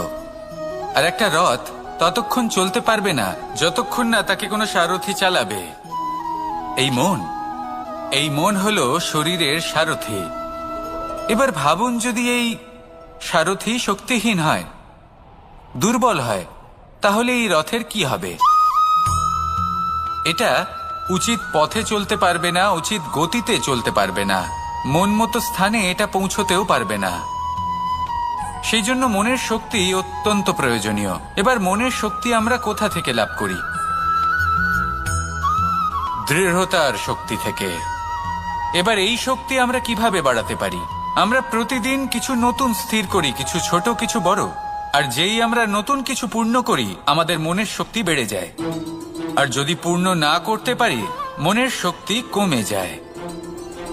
একটা দেওয়ালের মতো ছোট ছোট ছোট ছোট শিলা আমরা একটার পর একটা স্থাপন করে একটা দেওয়াল তৈরি করি। এতগুলো পাথর যখন একত্রিত হয়ে যায়, তখন এমন এক দেওয়াল তৈরি হয় যাকে ভাঙা প্রায় অসম্ভব হয়ে দাঁড়ায়। সেরকমই হয় মন এবং দৃঢ়তা। ছোট ছোট কাজ করে নিজের লক্ষ্য পূর্ণ করুন। এই লক্ষ্য যদি পূর্ণ হয়, তবে মনের শক্তি বাড়বে। কিছুটা এইভাবে যে যত বড়ই বিপদ আসুক না কেন, সেই বিপদ নিজে হার মেনে নেবে, কিন্তু আপনার মন ততটাই শক্তিশালী থাকবে। তাই মনের শক্তি বাড়াতে থাকুন, যাতে আপনি উচিত পথে চলতে পারেন, উচিত গতিতে চলেন, আর মনোবাঞ্ছিত স্থানে পৌঁছতে পারেন। তবেই এই মন প্রসন্ন হয়ে বলবে, রাধা রাধা।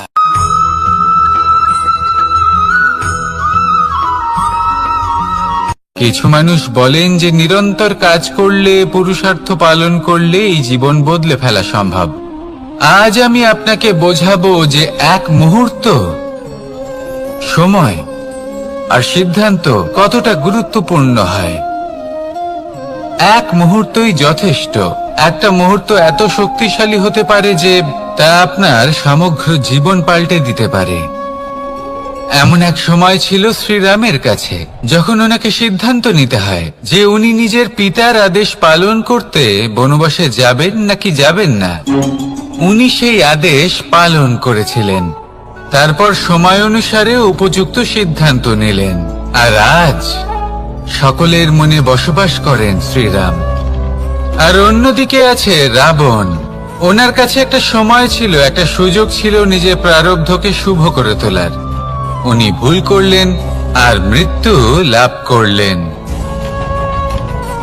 নির্বাচন সবসময় আপনার হাতে, শুধু আপনাকে সময়কে বুঝতে হবে, সেই মুহূর্তকে বুঝতে হবে, আর উচিত সিদ্ধান্ত নিতে হবে, ব্যাস।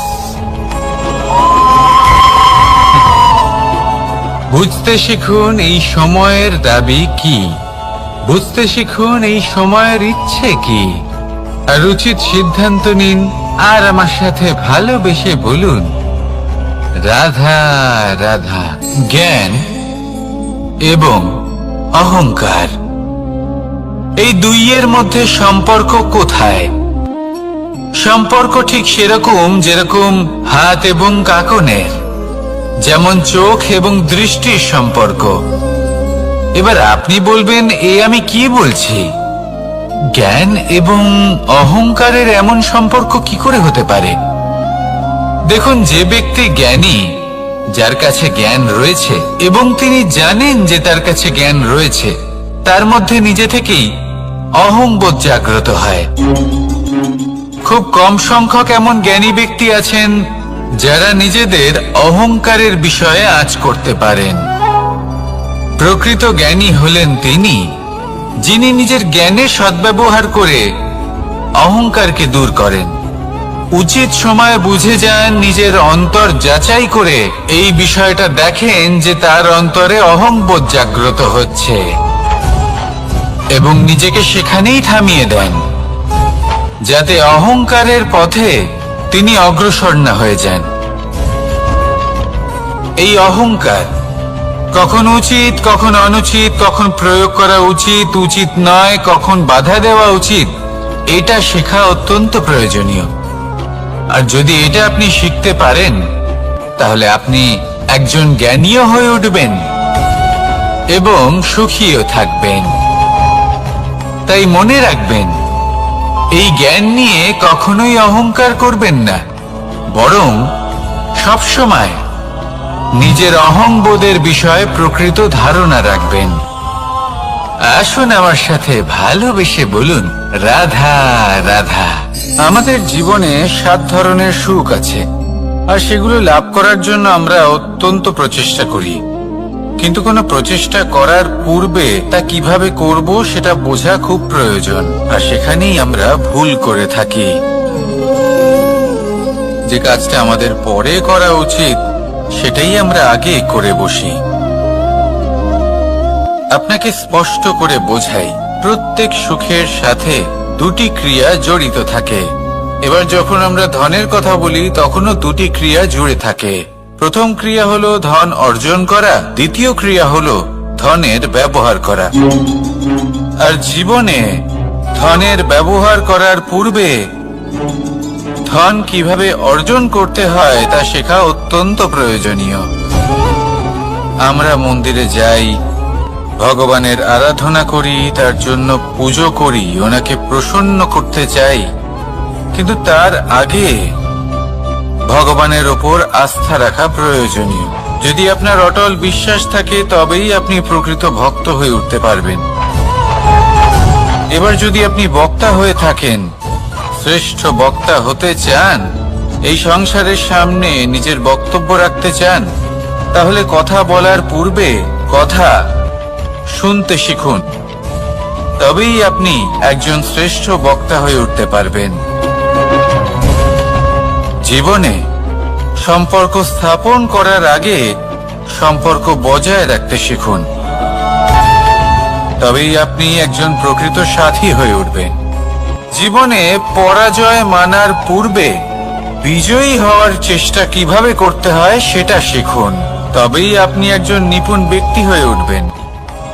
অন্তিম এবং সবথেকে গুরুত্বপূর্ণ কথা, জীবনে ভালোবাসা লাভ করার পূর্বে ভালোবাসা প্রদান করতে শিখুন, তবেই আপনি একজন প্রকৃত প্রেমী হয়ে উঠবেন। আসুন আমার সাথে ভালোবেসে বলুন, রাধা রাধা। এই সংসারের সবথেকে বড় যুদ্ধ কোনটা? দেব-অসুরের যুদ্ধ, যা অনেক বছর ধরে চলেছিল, নাকি রাম রাবণের যুদ্ধ, নাকি মহাভারত? না, সংসারের সবথেকে বড় যুদ্ধ হলো সেইটা যা নিজের সাথে লড়া হয়, নিজের মনের সাথে লড়া হয়, নিজের অন্তরের সাথে লড়া হয়। এটাই সব থেকে বড় যুদ্ধ। এবার নিজেই দেখুন আপনার সব থেকে বড় শত্রুকে। আপনার স্বার্থ, আপনার কামনাগুলি, আপনার অহংকারগুলি, যা আপনাকেই নষ্ট করে দেয়। যদি এদের ওপর আপনি বিজয় লাভ করতে পারেন, তাহলে ধরে নিন এই সংসারে সবার ওপরে আপনি বিজয় লাভ করতে পারবেন। এই সংসারে কেউ আপনাকে পরাজিত করতে পারবে না। কিন্তু তার জন্য প্রয়োজন অনুভূতির। অনুভূতি ভালোবাসার, অনুভূতি অনুপ্রেরণার। যে ব্যক্তি ভালোবাসতে পারেন এবং প্রেরণা দিতে পারেন, তিনি চিরকাল জয় লাভ করতে পারেন। নিজের কাছে ভালোবাসার এক অস্ত্র রাখুন আর প্রেরণার এক ঢাল। জীবনে কেউ আপনাকে পরাজিত করতে পারবে না। আসুন আর আমার সাথে ভালোবেসে বলুন, রাধা রাধা। সৌন্দর্য। মানুষ নিজের সৌন্দর্যের বিষয়ে কতটা ভাবে, চায় যে সে সব থেকে বেশি রূপবান হবে, সব থেকে বেশি সুন্দর হবে। কিন্তু সৌন্দর্যের পরিভাষা কি তা কি সে জানে? কোনো মাকে জিজ্ঞেস করুন, ওনার জন্য সৌন্দর্যের পরিভাষা ওনার সন্তান। কোনো ভক্তকে জিজ্ঞেস করুন, ওনার জন্য সৌন্দর্যের পরিভাষা ওনার ভগবান। শ্রীরামকে জিজ্ঞেস করুন, ওনার জন্য সৌন্দর্যের পরিভাষা হলো হনুমান। ভাঙা হানু, ফুলে যাওয়া মুখ, দেখতে গেলে উনি বানর, লম্বা লেজ, এত নিরীহ যে ওনাকে অমূল্য মালা দিলে সেটা ছিঁড়ে তার ভেতরে শ্রীরামকে খুঁজছিলেন। কিন্তু ওনার ভাবনা কত সুন্দর। উনি এটা বিশ্বাস করেন যে সংসারের যতই মূল্যবান জিনিস দিয়ে এই মালা তৈরি করা হোক না কেন, যদি এর মধ্যে শ্রীরাম না থাকেন, তাহলে এর মধ্যে কোনো অর্থ নেই। সৌন্দর্য রূপে নয়, ভাবনায় নিহিত থাকে। যদি আপনি সৌন্দর্য প্রাপ্ত করতে চান, তাহলে তা কর্মে নিয়ে আসুন, ভাবনায় এবং বিচারে নিয়ে আসুন। এই সৌন্দর্য আপনার সাথেই থাকবে। যদি আপনি সৌন্দর্যকে রূপের মধ্যে খোঁজেন, তাহলে কিছুক্ষণের জন্য পাবেন। সেই সৌন্দর্য সময়ের সাথে হারিয়ে যাবে। সৌন্দর্য যদি পেতে চান, খুঁজতেই চান, তাহলে হৃদয় খুঁজুন, কর্মে খুঁজুন। মন প্রসন্ন হয়ে বলবে, রাধা রাধা। এই সংসারে মানুষ জন্মগ্রহণ করেন, বড় হতে থাকেন, পুরুষার্থ লাভ করেন, অর্জন করেন। অর্জন করা আসলে কি? বেশিরভাগ মানুষ বলেন অর্জন করা অর্থাৎ ধন সম্পত্তি অর্জন করা। আর কি অর্জন করা যায়? আর কি লাভ করা যায়? আসল প্রশ্ন হলো এটাই যে কি এমন আছে যা বাস্তব রূপে অর্জন করার যোগ্য। তা হলো ব্যবহার, জ্ঞান এবং সন্তোষ। কেন? কারণ আপনি যখন এই সংসার ছেড়ে চলে যাবেন, তখন আপনার ধন সম্পত্তি আপনাকে বিদায় জানাতে আসবে না। আপনাকে বিদায় জানাতে আসবে আপনার আপনজন, যাদের সাথে আপনার সুসম্পর্ক ছিল। সমগ্র সংসারে সহস্র মানুষ ধন অর্জন করে থাকেন। শ্রেষ্ঠ মানুষ হলেন তিনি, যিনি ব্যবহার, জ্ঞান এবং সন্তোষ অর্জন করে থাকেন, একে সকলের মধ্যে বিতরণ করেন। তাই এটাই করুন আর আমার সাথে ভালোবেসে বলুন, রাধা রাধা। সেই কখন থেকে এই পুস্তকটিকে দেখছি, কিন্তু এর থেকে আমি কোনো জ্ঞান লাভ করতেই পারছি না। এবার আপনি বলবেন যে আজ কেমন বিচিত্র কথা বলছি আমি। যদি এই পুস্তক থেকে আমাকে জ্ঞান লাভ করতে হয়, তাহলে শুধুই তাকিয়ে থাকলে হবে না। আমাকে এই পুস্তককে খুলতে হবে, পড়তে হবে, তাকে বুঝতে হবে, তবেই তো জ্ঞান প্রাপ্তি হবে। বড়ই সহজ একটা ব্যাপার, কিন্তু একে যাপন করা অত্যন্ত কঠিন। তাই না? আপনি নিজেকেই দেখে নিন। আপনার কাছে অনেক জ্ঞান রয়েছে। সহজ থেকে সহজতর জ্ঞানের কথা যদি বলি, আপনি এটুকু তো জানেন যে সত্যি কথা বলা ভালো কাজ, দান করা হলো পুণ্যের কাজ। আপনি জানেন যে পরিশ্রম করলে সাফল্য আসবে। এই জ্ঞান তো আমাদের কাছে রয়েছে, এমন অনেক জ্ঞান আমাদের কাছে রয়েছে, কিন্তু আলস্যের কারণে, অবহেলা করে আমরা শুধু এই জ্ঞান প্রয়োগ করতে পারি না, এই জ্ঞান যাপন করতে পারি না, একে আচরণে প্রয়োগ করতে পারি না, সেজন্য দুঃখী হয়ে যাই। তাই আপনার কাছে যা যা জ্ঞান আছে, যা যা জ্ঞান আপনি লাভ করেছেন, সেই জ্ঞান যাপন করা শুরু করুন, জীবনে প্রয়োগ করতে শুরু করুন। এই মন প্রত্যেকটি মুহূর্তে প্রসন্ন থাকবে, আর লক্ষ্য প্রাপ্ত করে এই মন বলবে, রাধা রাধা। একটা জলের ফোঁটাকে ফোঁটা নামে সম্বোধন করা হয়। অনেক ফোঁটা একত্রিত হলে সাগরের রূপ ধারণ করে। শুধু একটা পাতাকে পাতা বলা হয়, অন্য অনেক পাতার সাথে একত্রিত হলে তা গ্রন্থের রূপ ধারণ করে। একটা মাত্র সুতো অন্য সুতোর সাথে মিলিত হলে বস্ত্রের রূপ ধারণ করে। অনেক সংখ্যক ইট একত্রিত হলে মহলের রূপ ধারণ করে। সৈন্যরা একত্রিত হলে সৈন্যদল তৈরি হতে পারে। এটা হলো শক্তি সংগঠনের, এটাই হলো শক্তি একতার। তা সে বনস্পতি হোক বা কোনো ব্যক্তি হোক, কোনো মনোভাবই হোক, যদি একা থাকে তাহলে দুর্বল হয়ে পড়বে। যদি সংগঠিত থাকে তাহলে শক্তিও বাড়বে, আর আপনাকে সামনে এগিয়েও নিয়ে যাবে। তাই এই একতায় বিশ্বাস রাখুন, আর আমার সাথে ভালোবেসে বলুন, রাধা রাধা। এমন কিছু রয়েছে মানুষের মনে, তাদের জীবনে এমন এক আবেগ যা সর্বজন বিদিত, যা সবাই জানেন যে উপস্থিত আছে। সেটাকে আমরা সমস্যা বলে থাকি। এমনিতে আমরা সকলেই জানি যে এমন কোনো গৃহ নেই যেখানে মৃত্যুর ছায়া পড়েনি, এমন কোনো বৃক্ষ নেই যার দ্বারা ওষুধ তৈরি সম্ভব নয়, এমন কোনো অন্ন নেই যা সময়ের সাথে বিষ বা অমৃতে পরিণত হতে পারে। এবার এই সমস্যাগুলি কোনো ব্যক্তির জন্য সমস্যা হতে পারে, কিন্তু নিজে থেকে এরা কোনো সমস্যাই নয়। এরা আসে আমাদের সাহায্য করতে, আমাদের কিছু শেখাতে। আপনি নিজেই দেখুন, পর্বতের শিখর থেকে কোনো এক পাখি পড়ে গিয়ে নিজের প্রাণ ত্যাগ করলো। সেটা কখন সম্ভব? যখন সেই পাখি ওড়ার চেষ্টাই করে না। তখন যখন কোনো ব্যক্তি জলে পড়ে যান এবং ডুবে গিয়ে নিজের প্রাণ হারান, এর সম্ভাবনা কখন বেশি থাকে? যখন সেই ব্যক্তি সাঁতার কাটার চেষ্টাই করেন না।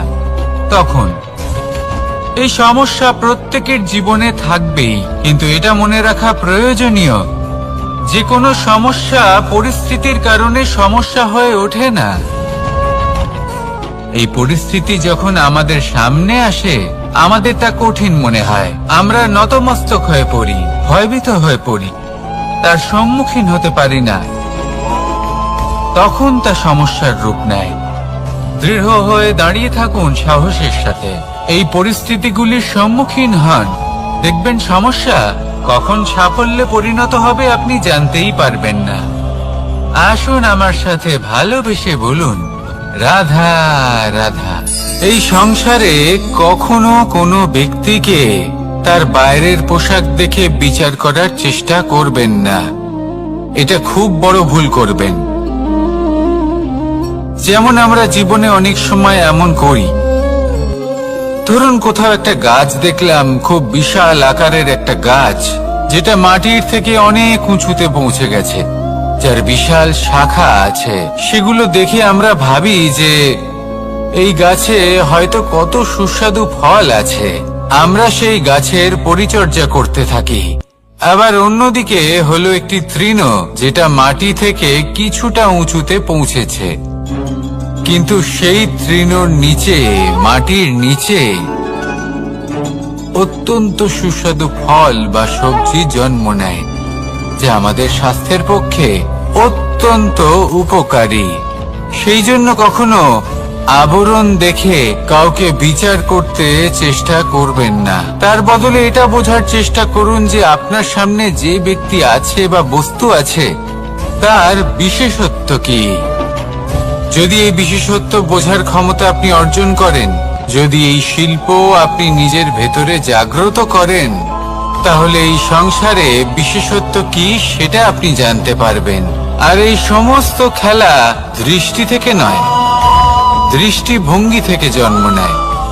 দৃষ্টিভঙ্গি সবসময় শুভ রাখুন, আর আমার সাথে ভালোবেসে বলুন, রাধা রাধা। যখন মানুষের মৃত্যু হয় তখন কি হয়? অনেক সংখ্যক মানুষ শোক পালন করতে চলে আসেন। যে ব্যক্তি মৃত্যু লাভ করেছেন তার অনেক বস্তু থাকে যেগুলো তার প্রিয়, যেগুলো তিনি ব্যবহার করেছেন।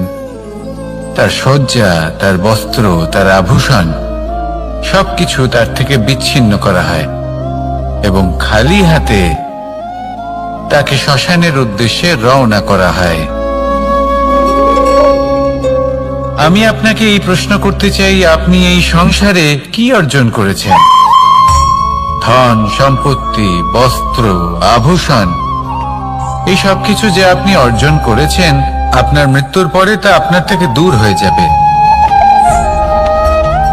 এর উত্তর হলো একটাই, আপনার কর্ম। শুধু সেটাই আছে যে একান্ত আপনার, আর শুধু সেটাই এই সংসার থেকে চলে যাওয়ার পরেও সংসারেই জীবিত থাকবে।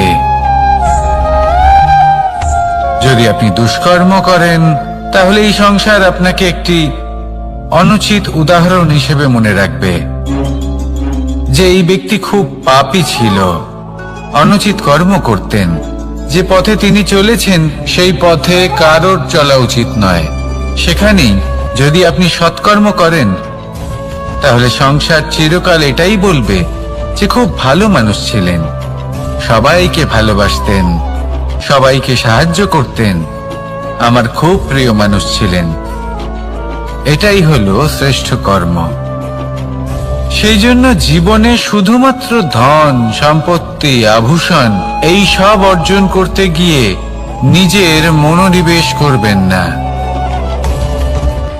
শ্রেষ্ঠ কর্ম করুন। সংসার থেকে চলে যাওয়ার পরেও এই কর্মই এই সংসারে আপনাকে জীবিত রাখবে। আসুন আমার সাথে ভালোবেসে বলুন, রাধা রাধা। আমরা সবাই সূর্যকে সম্মান করি, ওনাকে শ্রদ্ধা করি, ওনাকে পুজো করি। এই সূর্য আমাদের শক্তি প্রদান করেন, প্রকাশ প্রদান করেন। কখনো কখনো উষ্ণতা এতটাই বাড়িয়ে তোলেন, এতটাই তপ্ত করে তোলেন, আমাদের একথা মনে হয় যে আমাদের এই শরীর জ্বলে যাচ্ছে। তখনও আমরা বিরোধিতা করি না, তাকে কটু কথা শোনাই না, আমরা সসম্মানে তা গ্রহণ করি। কেন কেন করি? কারণ আমরা জানি যে সন্ধেবেলা যখন সূর্যাস্ত হবে তখন শুধুমাত্র অন্ধকার বাকি থাকবে। ঠিক কিছুটা এরকমই হয় আমাদের মাতা পিতাও, যিনি আমাদের জন্ম দেন, আমাদের ভরণ পোষণ করেন, আমাদের বড় করেন, আমাদের প্রেম প্রদান করেন। কখনো কখনো তাদের মুখ থেকে কটু কথা নিঃসৃত হয়, আমাদের দুঃখ হয়, কিন্তু তখন আমাদের এটা বোঝা উচিত এগুলি নিঃসৃত হচ্ছে আমাদেরই মঙ্গলের জন্য। যেমন সূর্যদেব, উনিও উত্তাপ দিয়ে থাকেন আমাদেরই মঙ্গলের জন্য, যাতে ফসল পাকতে পারে, যাতে জল বাষ্প হয়ে মেঘ হতে পারে, বৃষ্টি হতে পারে, আর এই সংসারে নিরন্তর জলের প্রবাহ থাকে। আমাদের মাতা পিতা, তাদের কঠোর আচরণ, তাদের কঠোর অনুশাসনের পেছনে লুকিয়ে থাকে ওনাদের ভালোবাসা, আমাদের তা বুঝতে হবে। সসম্মানে ওনাদের গ্রহণ করতে হবে, কারণ ঠিক সূর্যাস্তের পরে যেমন চতুর্দিক অন্ধকারচ্ছন্ন হয়ে যায়, তেমনি আমাদের জীবন থেকে যখন আমাদের মাতা পিতা চলে যায়, তখন আমাদের জীবনেও শুধু এবং শুধুমাত্র অন্ধকারই ছেয়ে থাকে। সেই জন্য নিজের মাতা পিতাকে সম্মান করুন, ওনাদের ভালোবাসা প্রদান করুন। এই মন আর এই জীবন প্রসন্ন হয়ে বলবে, রাধা রাধা। কিছু মানুষ বলেন যে নিরন্তর কাজ করলে, পুরুষার্থ পালন করলে এই জীবন বদলে ফেলা সম্ভব। আজ আমি আপনাকে বোঝাবো যে এক মুহূর্ত, সময় আর সিদ্ধান্ত কতটা গুরুত্বপূর্ণ হয়। এক মুহূর্তই যথেষ্ট। একটা মুহূর্ত এত শক্তিশালী হতে পারে যে তা আপনার সমগ্র জীবন পাল্টে দিতে পারে। এমন এক সময় ছিল শ্রীরামের কাছে, যখন ওনাকে সিদ্ধান্ত নিতে হয় যে উনি নিজের পিতার আদেশ পালন করতে বনবাসে যাবেন নাকি যাবেন না। উনি সেই আদেশ পালন করেছিলেন, তারপর সময় অনুসারে উপযুক্ত সিদ্ধান্ত নিলেন। আর আজ সকলের মনে বসবাস করেন শ্রীরাম। আর অন্যদিকে আছে রাবণ। ওনার কাছে একটা সময় ছিল, একটা সুযোগ ছিল নিজের প্রারব্ধকে শুভ করে তোলার। উনি ভুল করলেন আর মৃত্যু লাভ করলেন। নির্বাচন সবসময় আপনার হাতে, শুধু আপনাকে সময়কে বুঝতে হবে, সেই মুহূর্তকে বুঝতে হবে আর উচিত সিদ্ধান্ত নিতে হবে, ব্যাস। বুঝতে শিখুন এই সময়ের দাবি কি, বুঝতে শিখুন এই সময়ের ইচ্ছে কি, আর উচিত সিদ্ধান্ত নিন।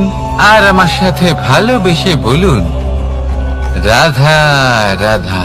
জ্ঞান এবং অহংকার, এই দুইয়ের মধ্যে সম্পর্ক কোথায়?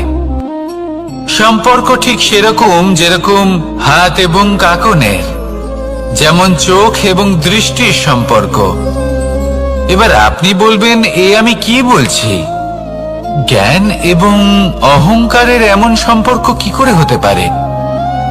দেখুন, যে ব্যক্তি জ্ঞানী, যার কাছে জ্ঞান রয়েছে এবং তিনি জানেন যে তার কাছে জ্ঞান রয়েছে, তার মধ্যে নিজে থেকেই অহংবোধ জাগ্রত হয়।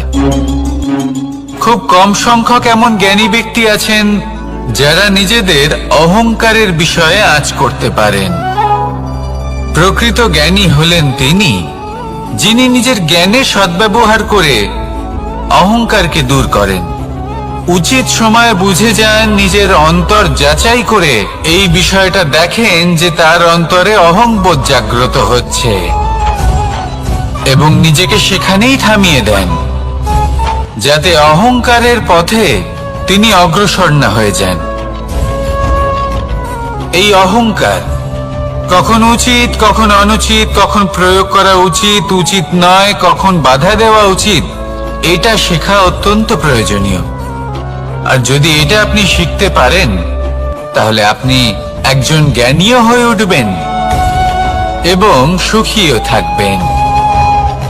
তাই মনে রাখবেন, এই জ্ঞান নিয়ে কখনোই অহংকার করবেন না, বরং সবসময় নিজের অহংবোধের বিষয়ে প্রকৃত ধারণা রাখবেন।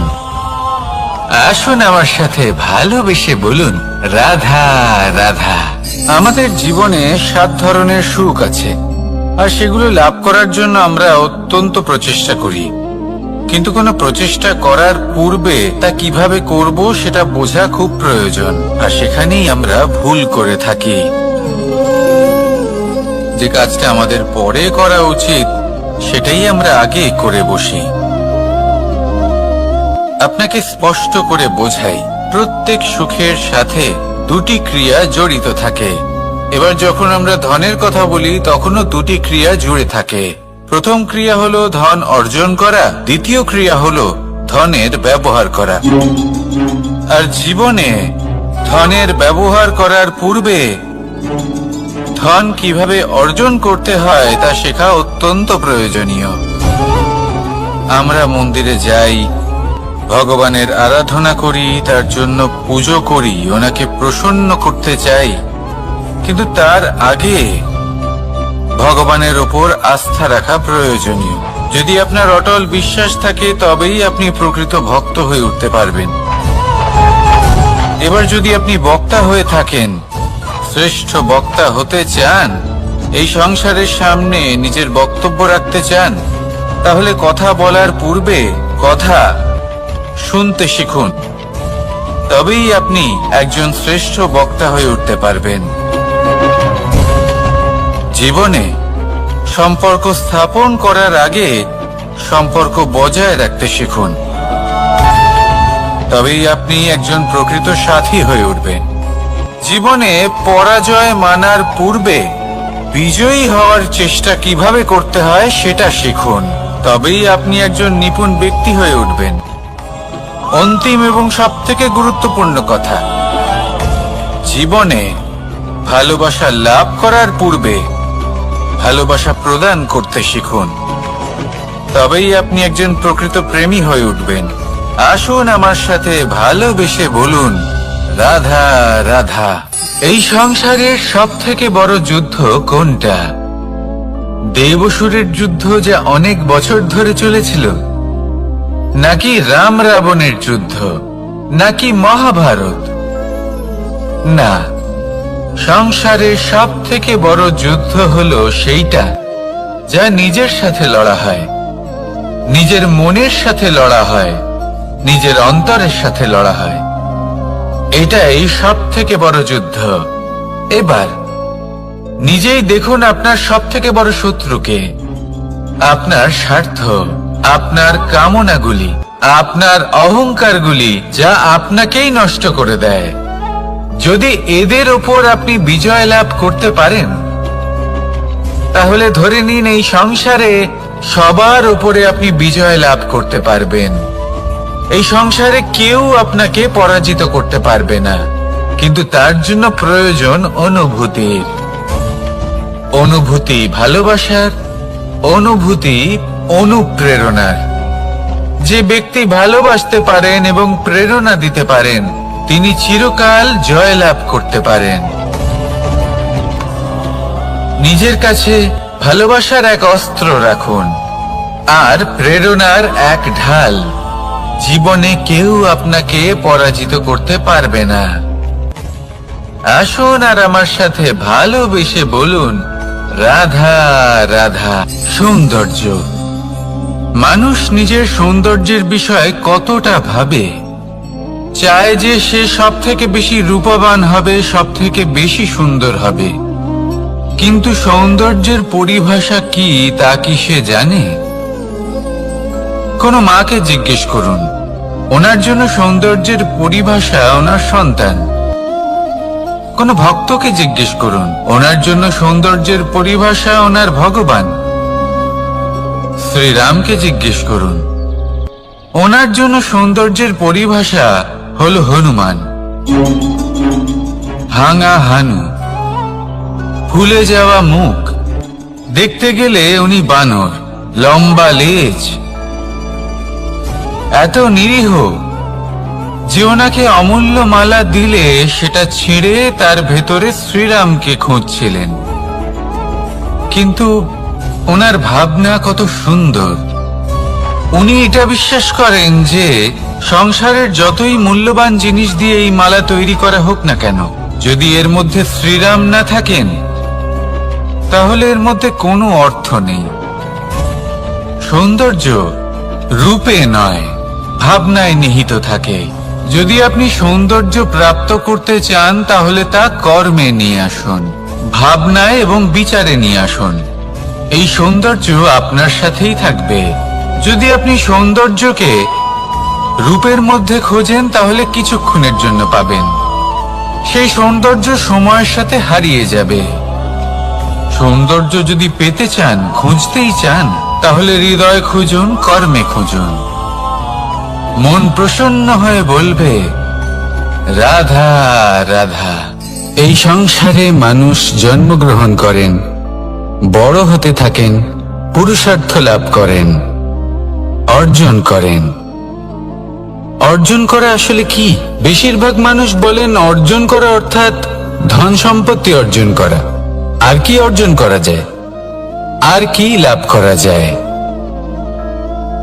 আসল প্রশ্ন হলো এটাই যে কি এমন আছে যা বাস্তব রূপে অর্জন করার যোগ্য।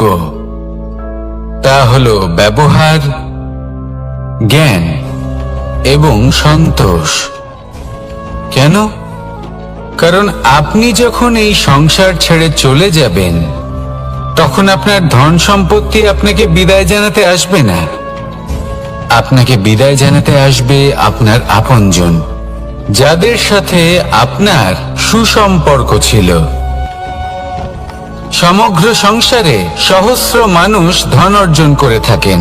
শ্রেষ্ঠ মানুষ হলেন তিনি যিনি ব্যবহার, জ্ঞান এবং সন্তোষ অর্জন করে থাকেন, একে সকলের মধ্যে বিতরণ করেন। তাই এটাই করুন, আর আমার সাথে ভালোবেসে বলুন, রাধা রাধা। সেই কখন থেকে এই পুস্তকটিকে দেখছি, কিন্তু এর থেকে আমি কোনো জ্ঞান লাভ করতেই পারছি না। এবার আপনি বলবেন যে আজ কেমন বিচিত্র কথা বলছি আমি। যদি এই পুস্তক থেকে আমাকে জ্ঞান লাভ করতে হয়, তাহলে শুধুই তাকিয়ে থাকলে হবে না। আমাকে এই পুস্তককে খুলতে হবে, পড়তে হবে, তাকে বুঝতে হবে, তবেই তো জ্ঞান প্রাপ্তি হবে। বড়ই সহজ একটা ব্যাপার, কিন্তু একে যাপন করা অত্যন্ত কঠিন, তাই না? আপনি নিজেকেই দেখে নিন। আপনার কাছে অনেক জ্ঞান রয়েছে। সহজ থেকে সহজতর জ্ঞানের কথা যদি বলি, আপনি এটুকু তো জানেন যে সত্যি কথা বলা ভালো কাজ, দান করা হলো পুণ্যের কাজ। আপনি জানেন যে পরিশ্রম করলে সাফল্য আসবে। এই জ্ঞান তো আমাদের কাছে রয়েছে, এমন অনেক জ্ঞান আমাদের কাছে রয়েছে, কিন্তু আলস্যের কারণে, অবহেলা করে আমরা শুধু এই জ্ঞান প্রয়োগ করতে পারি না, এই জ্ঞান যাপন করতে পারি না, একে আচরণে প্রয়োগ করতে পারি না, সেই জন্য দুঃখী হয়ে যাই। তাই আপনার কাছে যা যা জ্ঞান আছে, যা যা জ্ঞান আপনি লাভ করেছেন, সেই জ্ঞান যাপন করা শুরু করুন, জীবনে প্রয়োগ করতে শুরু করুন। এই মন প্রত্যেকটি মুহূর্তে প্রসন্ন থাকবে, আর লক্ষ্য প্রাপ্ত করে এই মন বলবে, রাধা রাধা। একটা জলের ফোঁটাকে ফোঁটা নামে সম্বোধন করা হয়। অনেক ফোঁটা একত্রিত হলে সাগরের রূপ ধারণ করে। শুধু একটা পাতাকে পাতা বলা হয়, অন্য অনেক পাতার সাথে একত্রিত হলে তা গ্রন্থের রূপ ধারণ করে। একটা মাত্র সুতো অন্য সুতোর সাথে মিলিত হলে বস্ত্রের রূপ ধারণ করে। অনেক সংখ্যক ইট একত্রিত হলে মহলের রূপ ধারণ করে। সৈন্যরা একত্রিত হলে সৈন্যদল তৈরি হতে পারে। এটা হলো শক্তি সংগঠনের, এটাই হলো শক্তি একতার। তা সে বনস্পতি হোক বা কোনো ব্যক্তিই হোক, কোনো মনোভাবই হোক, যদি একা থাকে তাহলে দুর্বল হয়ে পড়বে। যদি সংগঠিত থাকে তাহলে শক্তিও বাড়বে, আর আপনাকে সামনে এগিয়েও নিয়ে যাবে। তাই এই একতায় বিশ্বাস রাখুন, আর আমার সাথে ভালোবেসে বলুন, রাধা রাধা। এমন কিছু রয়েছে মানুষের মনে, তাদের জীবনে এমন এক আবেগ যা সর্বজন বিদিত, যা সবাই জানেন যে উপস্থিত আছে। সেটাকে আমরা সমস্যা বলে থাকি। এমনিতে আমরা সকলেই জানি যে এমন কোনো গৃহ নেই যেখানে মৃত্যুর ছায়া পড়েনি, এমন কোনো বৃক্ষ নেই যার দ্বারা ওষুধ তৈরি সম্ভব নয়, এমন কোনো অন্ন নেই যা সময়ের সাথে বিষ বা অমৃতে পরিণত হতে পারে। এবার এই সমস্যাগুলি কোনো ব্যক্তির জন্য সমস্যা হতে পারে, কিন্তু নিজে থেকে এরা কোনো সমস্যাই নয়।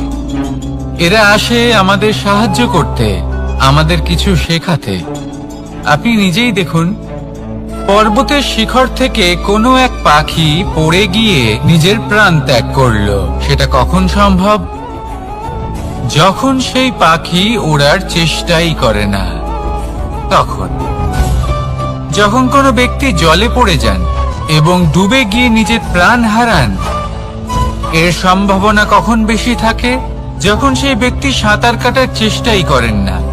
তখন এই সমস্যা প্রত্যেকের জীবনে থাকবেই, কিন্তু এটা মনে রাখা প্রয়োজনীয় যে কোনো সমস্যা পরিস্থিতির কারণে সমস্যা হয়ে ওঠে না।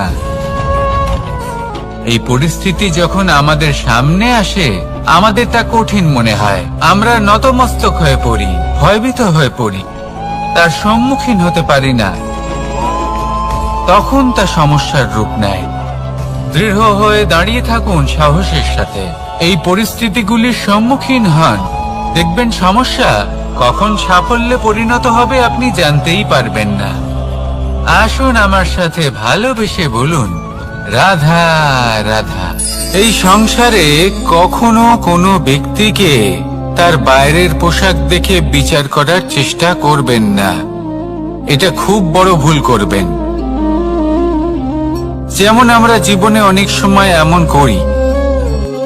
ধরুন কোথাও একটা গাছ দেখলাম, খুব বিশাল আকারের একটা গাছ, যেটা মাটির থেকে অনেক উঁচুতে পৌঁছে গেছে, যার বিশাল শাখা আছে। সেগুলো দেখে আমরা ভাবি যে এই গাছে হয়তো কত সুস্বাদু ফল আছে। আমরা সেই গাছের পরিচর্যা করতে থাকি। আবার অন্যদিকে হলো একটি তৃণ, যেটা মাটি থেকে কিছুটা উঁচুতে পৌঁছেছে, কিন্তু সেই তৃণর নিচে, মাটির নিচে অত্যন্ত সুস্বাদু ফল বা সবজি জন্ম নেয়, যা আমাদের স্বাস্থ্যের পক্ষে অত্যন্ত উপকারী। সেই জন্য কখনো আবরণ দেখে কাউকে বিচার করতে চেষ্টা করবেন না। তার বদলে এটা বোঝার চেষ্টা করুন যে আপনার সামনে যে ব্যক্তি আছে বা বস্তু আছে, তার বিশেষত্ব কি। যদি এই বিশেষত্ব বোঝার ক্ষমতা আপনি অর্জন করেন, যদি এই শিল্প আপনি নিজের ভেতরে জাগ্রত করেন, তাহলে এই সংসারে বিশেষত্ব কি সেটা আপনি জানতে পারবেন। আর এই সমস্ত খেলা দৃষ্টি থেকে নয়, দৃষ্টিভঙ্গি থেকে জন্ম নেয়। দৃষ্টিভঙ্গি সবসময় শুভ রাখুন, আর আমার সাথে ভালোবেসে বলুন, রাধা রাধা। যখন মানুষের মৃত্যু হয় তখন কি হয়? অনেক সংখ্যক মানুষ শোক পালন করতে চলে আসেন। যে ব্যক্তি মৃত্যু লাভ করেছেন তার অনেক বস্তু থাকে যেগুলো তার প্রিয়, যেগুলো তিনি ব্যবহার করেছেন। তার শয্যা, তার বস্ত্র, তার আভূষণ সবকিছু তার থেকে বিচ্ছিন্ন করা হয় এবং খালি হাতে তাকে শ্মশানের উদ্দেশ্যে রওনা করা হয়। আমি আপনাকে এই প্রশ্ন করতে চাই, আপনি এই সংসারে কি অর্জন করেছেন? ধন সম্পত্তি, বস্ত্র, আভূষণ, এই সব কিছু যে আপনি অর্জন করেছেন, আপনার মৃত্যুর পরে তা আপনার থেকে দূর হয়ে যাবে। এর উত্তর হলো একটাই, আপনার কর্ম। শুধু সেটাই আছে যে একান্ত আপনার, আর শুধু সেটাই এই সংসার থেকে চলে যাওয়ার পরেও সংসারেই জীবিত থাকবে। যদি আপনি দুষ্কর্ম করেন, তাহলে এই সংসার আপনাকে একটি অনুচিত উদাহরণ হিসেবে মনে রাখবে যে এই ব্যক্তি খুব পাপী ছিল, অনুচিত কর্ম করতেন। যে পথে তিনি চলেছেন সেই পথে কারোর চলা উচিত নয়।